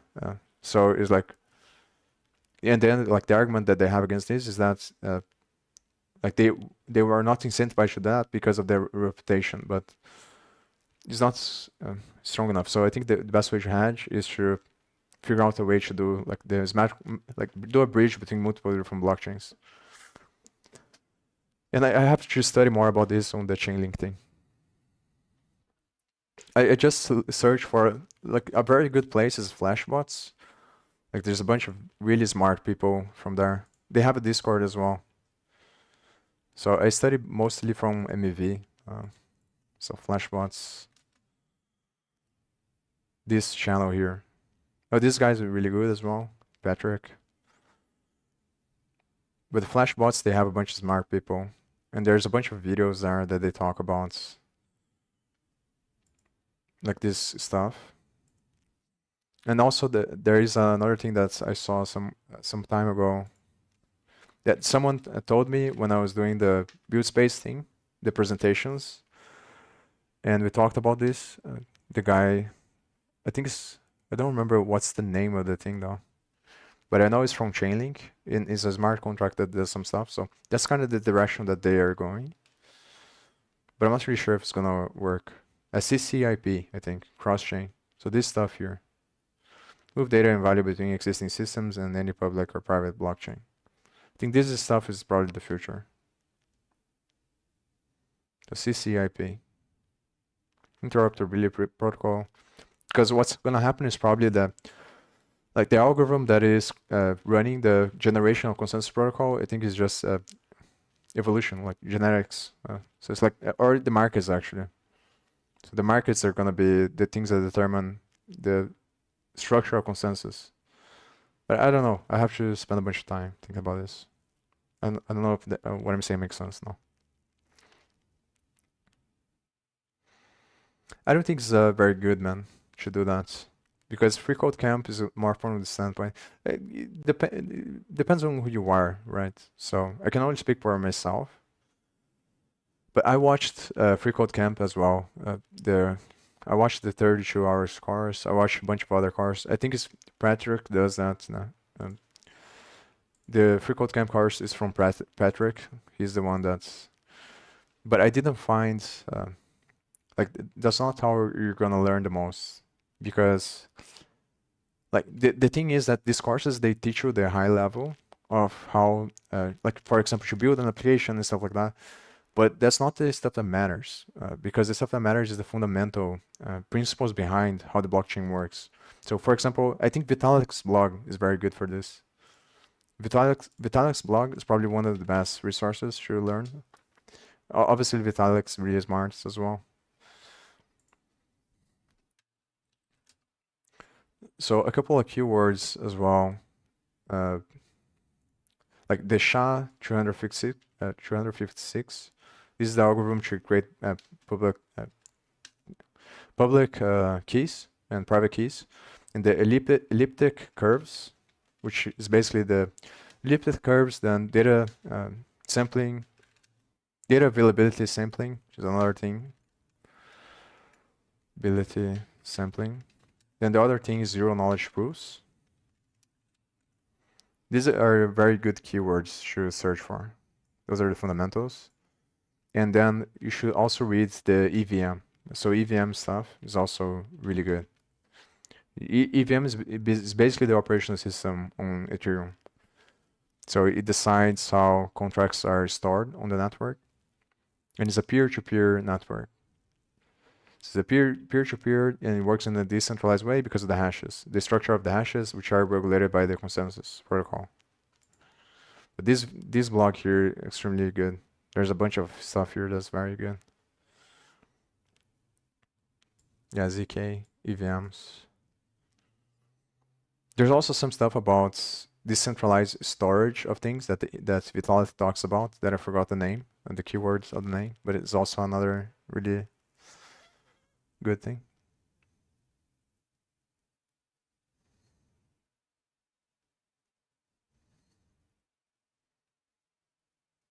So basically, I would look more into the consensus protocols themselves and the cryptography used to create this stuff, and also the how the EVM works, the operational system, like what is happening on the contract.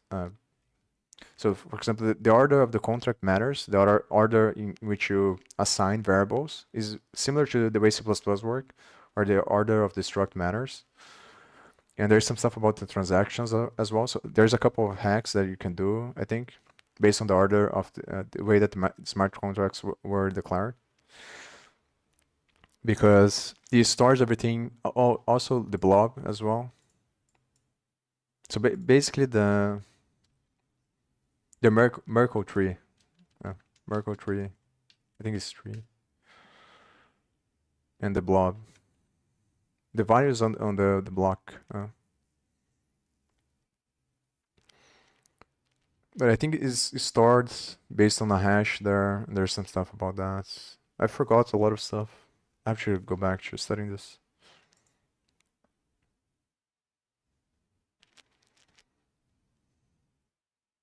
Oh, the other thing is the Uniswap papers.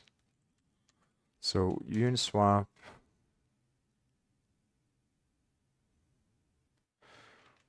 I forgot the name of the paper. But this is more for understanding decentralized exchanges. Now, an analysis of... Oh, I have here saved, I think. But yeah. No, so this paper is really good as well. Analysis of Uniswap markets. So this will help you understand the problems with... It doesn't really talk about the problem, but like how it works on to arbitrage different decentralized exchanges, the way that people do, which leads to the problem of the liquidity providers losing money, I think, because they're being exploited by the people that do arbitrage. But in a way, it might be like the same people doing this, because the person that used to gain the most money is the miners, are the miners. Now I'm not sure how it works with proof of stake.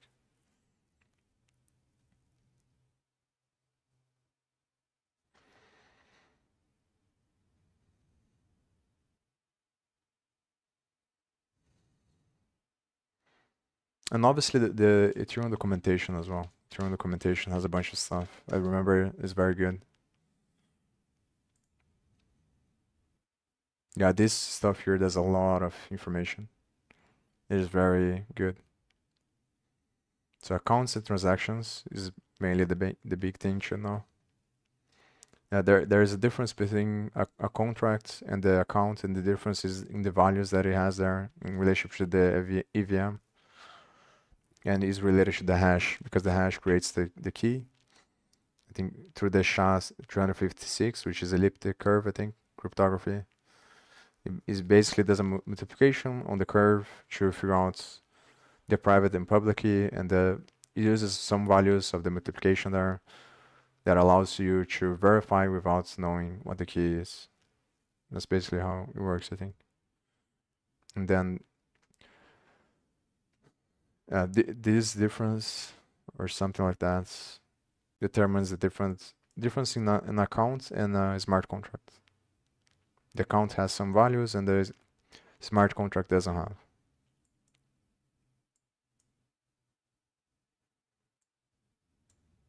Yeah.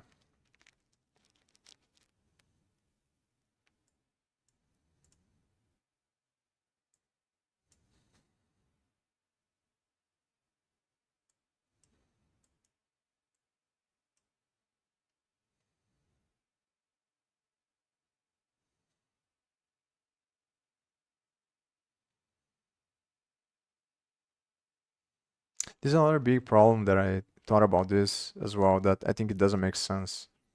I do think that maybe they're evolving to something like this, but like, one thing that didn't make sense to me is that like the way that they imagine the blockchain is as if the data is going to exist forever. So this is another problem that happens, is that like the longer the blockchain runs for, the harder it becomes to store all the data. So what they create is like the evolution is that they create these different types of nodes. So now there's the I think it's PBS or something like that. Uh, Provider builder separation or something. Flashbots is going to talk about this, I think. Proposer builder separation. This is the thing. So now you have the validator node and you have the builder node. And the reason why they do that is because then the validator doesn't need as much memory as the builder, because the builder needs to keep track of a lot more transactions because it has to keep track of the history of the blockchain. And there is some algorithms to optimize the memory, the way you store the memory, but it's still like based on the evolution of the thing, it's going to become harder and harder. So the other thing that happens is that you have archiver nodes that hold basically the whole history. The builder only holds a certain amount. So it's basically the evolution is going to create a funnel like everything else. And then, which is going to create the specialization of types of nodes, depending on how much memory each node needs. And that's basically a calculation of Nash equilibrium, because the types of node, the difference in types of nodes, it has to be taking into in consideration the Nash equilibrium of the infrastructure from which the blockchain works. Because obviously the more nodes you have, the more reliable the network is, because the more decentralized it is. So if you have only a few nodes controlling everything, is very bad because it's centralization force. So the calculation is basically on this gradient of centralization to decentralization. The evolution is a funnel because that's how space-time works. So I think the fundamental problem that's, I think I'm not 100% sure, but as far as I know now, is that the blockchains assume this design of holding the data forever. And that's the reason why the numbers are very big, because they did some calculations from, yeah, it has something to do with the EVM. The reason why you always have these extremely large numbers, because of the calculations, the way that they designed the EVM to be able to have a bunch of transactions for a bunch of time. And then there's some other stuff about that. But I think this mentality of design has to change as well. In my mind, it makes more sense to imagine the blockchain as a flow of transactions. So this is the way that the blocks work. It is like, because the block has a maximum size and minimum size, and there's a variance based on the computation of the network, which is a consequence of the transaction, the flow of transactions. But each block has a medium size. So the size of the block depends on the transaction flow. This is how it worked on when it was through miners. Through proof of stake, I'm not pretty sure, but I think the same principle should apply to the whole lifespan of the memory of the network. Because if you think about it, it's kind of like, it's not exactly the same how the internet works, because I think the internet can hold data a lot longer. But even for the internet, if you imagine from first principles, it's impossible to hold data forever, because it's going to create a black hole, and essentially everything's going to be converted into data, which leads to self-destruction because there's a lack of balance with the environment. And that's exactly the problem that we have nowadays, that everyone's greedy because everyone wants to win the arms race, and Because of that, there's a massive incentive to steal everyone's data, and then all these companies are becoming very predatory and trying to extract all your data and record everything you do, so they control your mind and control everything you do. And that's extremely bad. But it is what's happening, and every company is trying to do that now because they feel like they're forced to, because of Nash equilibrium is the arms race. So if you don't do it, someone else will do it, and then they gain power and be able to tell you what to do. But it's very extremely bad, and essentially it's going to create a vicious cycle because you can't convert the whole universe into a data server. You're just going to convert the entire Earth into a data server, and then everyone's going to get killed, basically, which is the problem that the doomers are talking about. That's the objective function that you're going to maximize really matters because the terminal goals become non-terminal goals, which are behaviors which are going to shape the environment. So in order to prevent that from happening, at some point you need to have a holistic view of the environment and the way that it's going to relate to the data. So you can't really expand forever. The design of the network should keep in mind history in the same way that human being has a lifespan. Everything has a lifespan. So the frequency of the cycle should be directly correlated with the lifespan of the network, of the data of the network. And that should be embedded into the design of the network. So that way is a flow of data and not something fixed. And that way allows you to have more flexibility in the variance of the types of nodes that are going to create, as a consequence, the structure of the equilibrium of power in the network.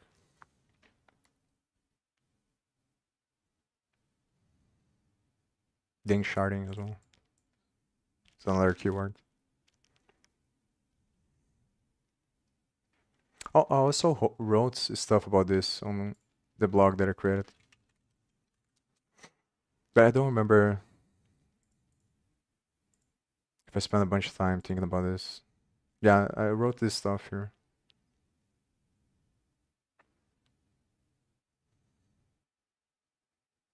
So this, I tried to explain the stuff about the reason why it's a problem.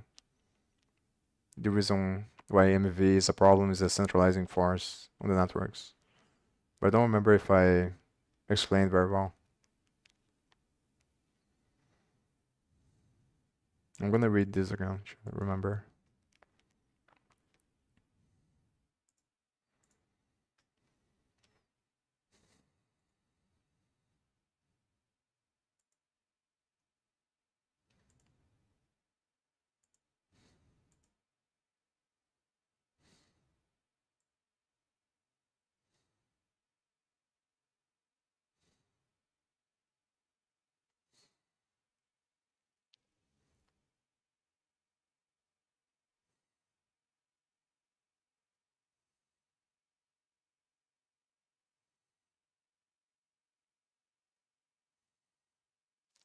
Oh, so this is a virtual function. So this comes from the method behind the thing.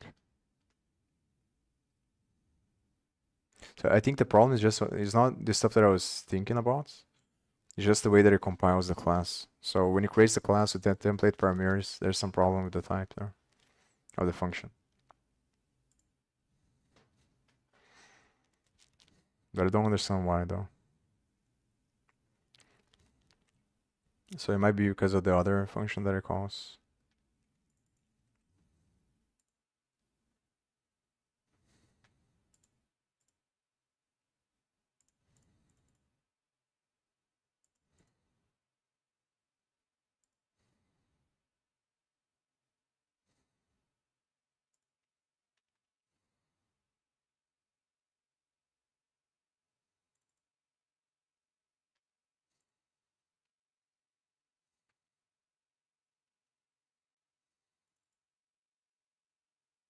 Oh, so is this thing here? So this is the problem. So P converts the arguments.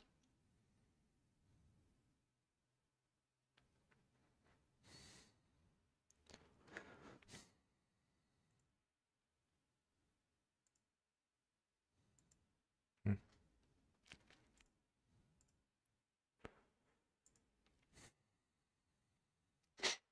I'm not really sure if it's worth it to ignore this stuff and just move on with them because there's a bunch of other stuff that I need to figure out.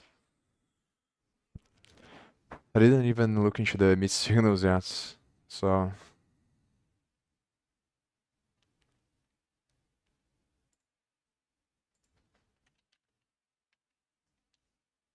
hmm.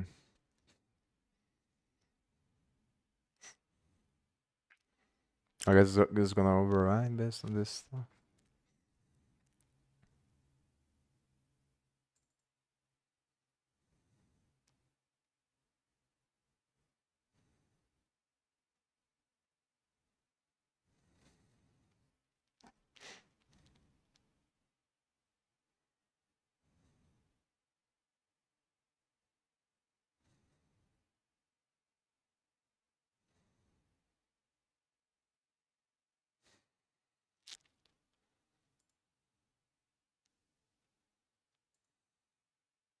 Yeah, so it is this function and that function. Pointer to R const B.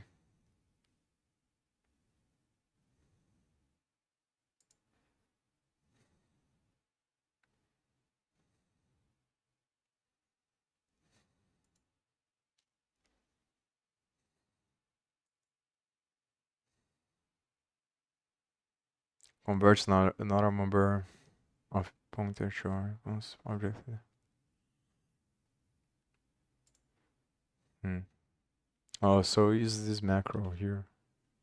It's because of the macro there, I think. So how can I figure this out? And this is the thing.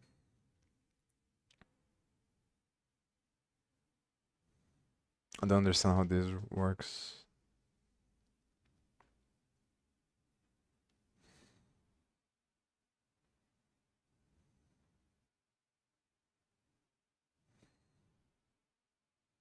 Oh, it's because it creates here.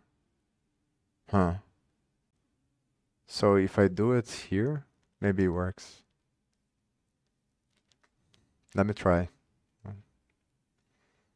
The question is where should I put this?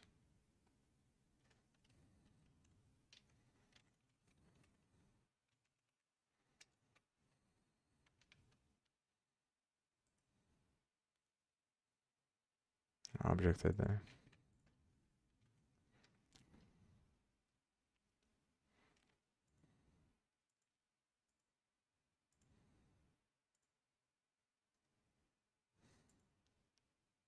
So because you can't find the instance, I think. Yeah, here. I'm gonna try to compile again after doing this. So this macro creates the struct there, and because you can't find, then it fucks it up. But has already been defined.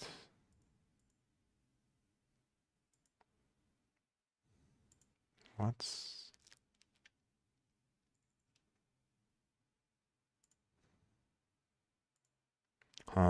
Here. So this is the difference, I think. So on the other types there is gonna create based on the macro, and on this one it creates based on this. But why is it saying that it's not a member if it has convert here? I guess it's because of the function pointer.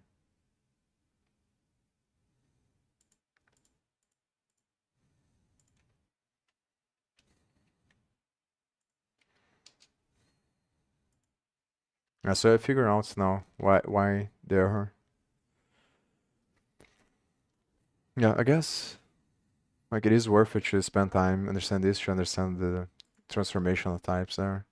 I have to spend more time on the emit signal now to understand the transformation there of types. I think after I do that, then I test the types here. Not really, yeah, because it's not gonna be that difficult to do this, I think.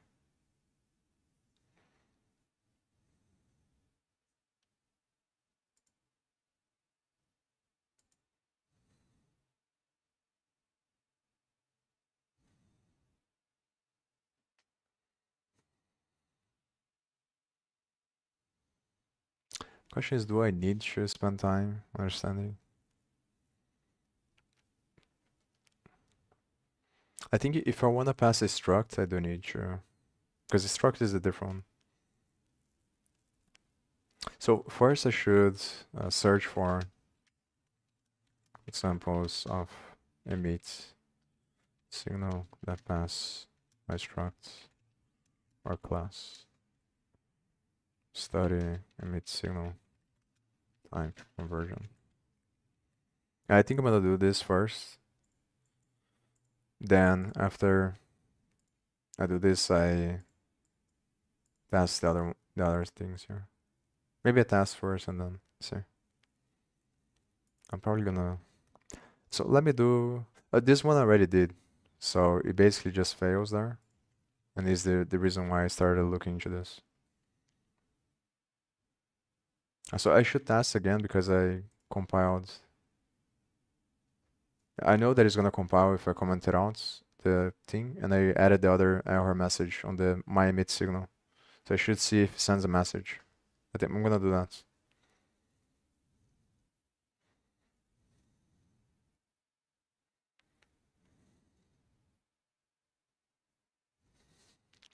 Now it's showing a different message. So now it's showing the thing that I saw. That I thought it was the error.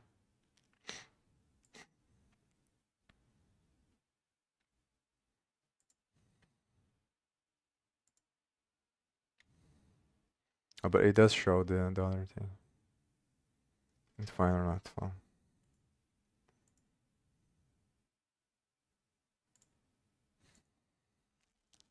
So I guess it's both things that are wrong.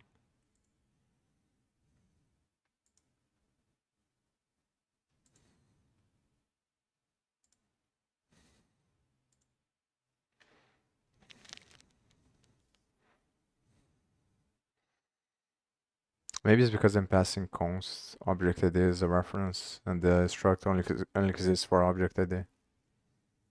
But I think that's not.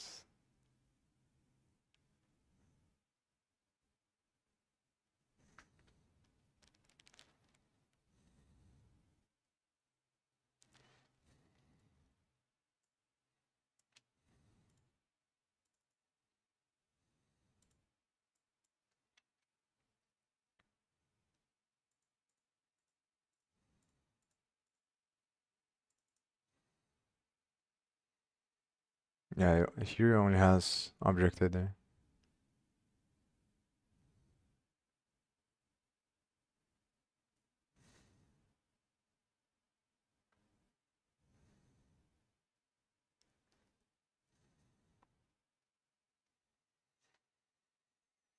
But since it's saying see the declaration, I think that's not the issue. Maybe it's the other stuff that I was thinking about. Because it's saying that it doesn't have the member, but it does have.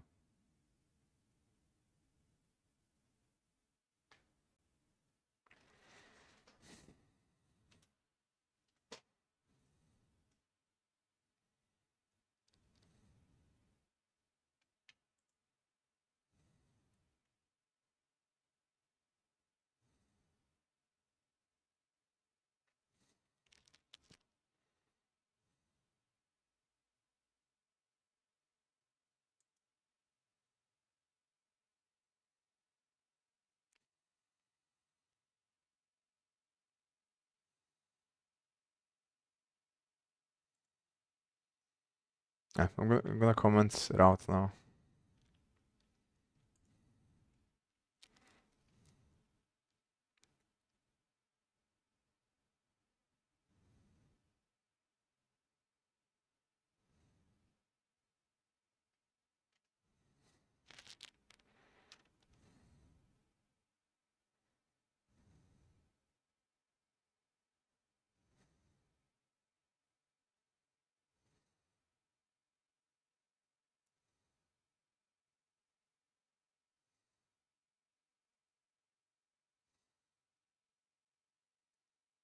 Call gets argument type.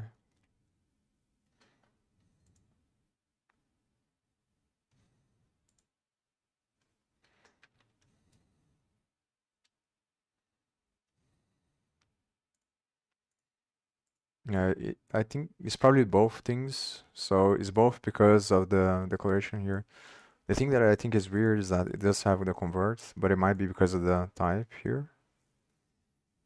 Because this one is different than the other ones. So probably when you put method binds, it's usually gonna be one of these parameters here that it creates this struct with the macro there. And then the macro definition of this function is different, which is gonna probably work on the other function. But since the when it's created with the it's probably either this one because it's a pointer or this one. So when the function when the macro when the struct is created with this here, then the function definition is different than when it's created with the macro. But maybe not. Because it looks like it is the same thing. So it might be because of the other thing that I was thinking about. It is the issue, which is the weird thing about that they did there that is kind of hard to understand. So here it calls this function based on all the arguments.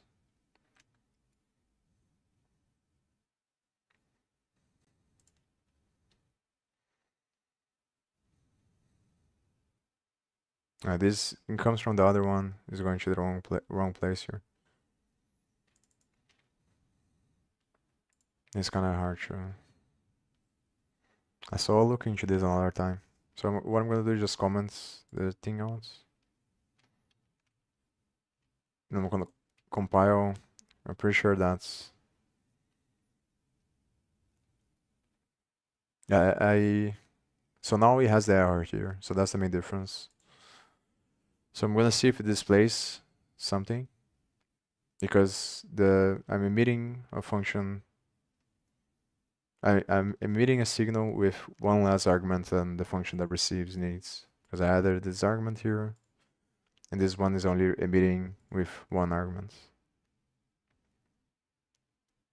So I'm gonna compile this, then go over with the debugger.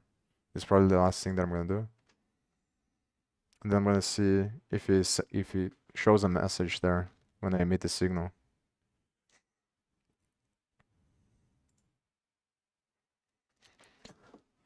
But I think I'm probably gonna spend more time trying to understand all the types there to make it more clear on my mind how it works before I do. Because I think testing whether or not the signals are gonna work is easy, and I can find ways to pass the information.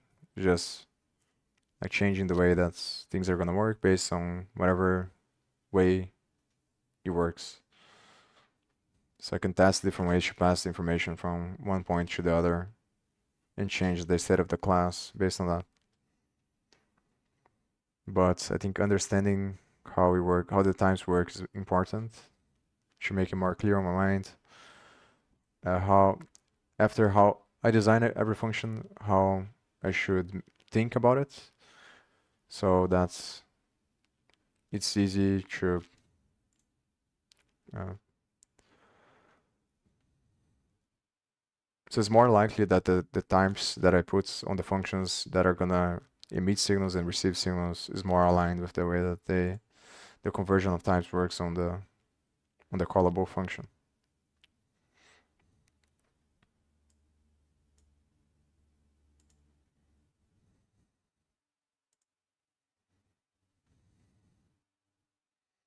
So I should probably put on here instead.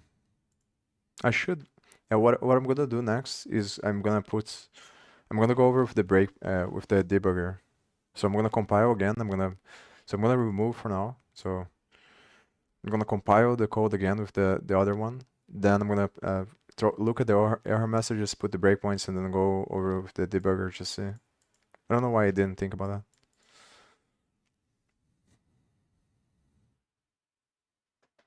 I'm probably gonna do this tomorrow.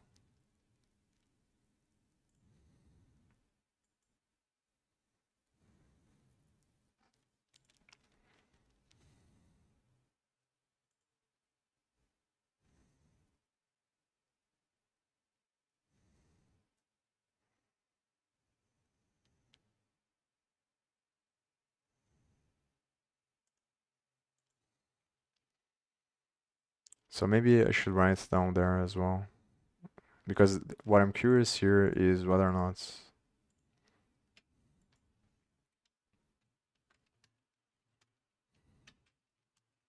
I think it's gonna fail.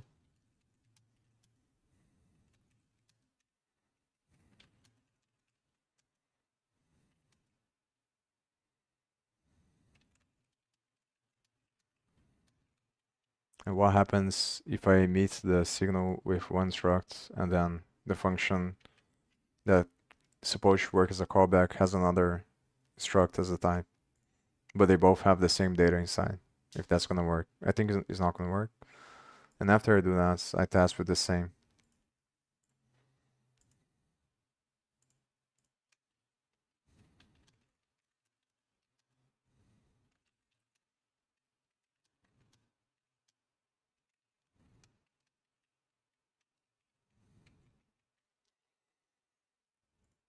Then after I do that, I try the variadic templates.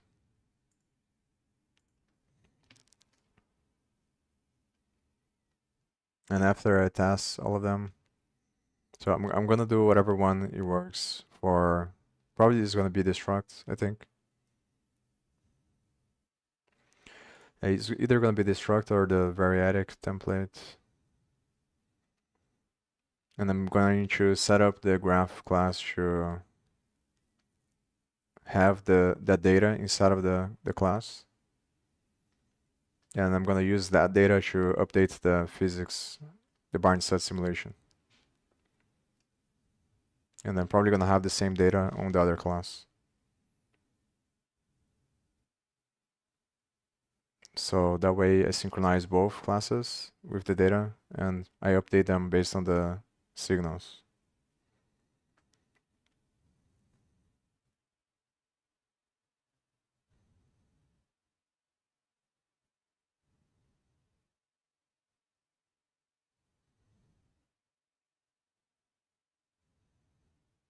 Yeah.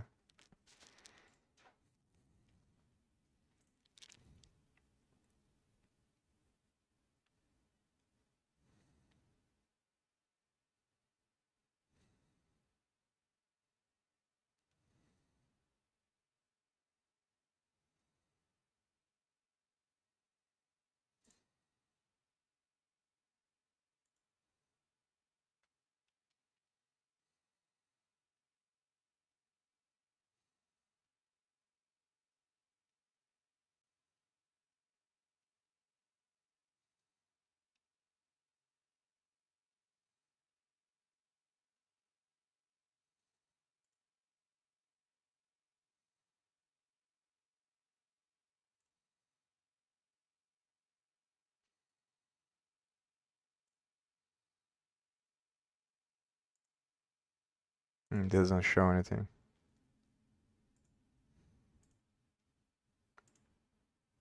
I did show here, I think. Huh, it shows here. So I think it doesn't show in VS Code because of the way that it's set up. So because of the way that's set up VS Code, it doesn't show. But it does show here, so that's what it matters. Emit global signal error calling from right to callable. Yeah, so nice. So it works. So I think that's yeah,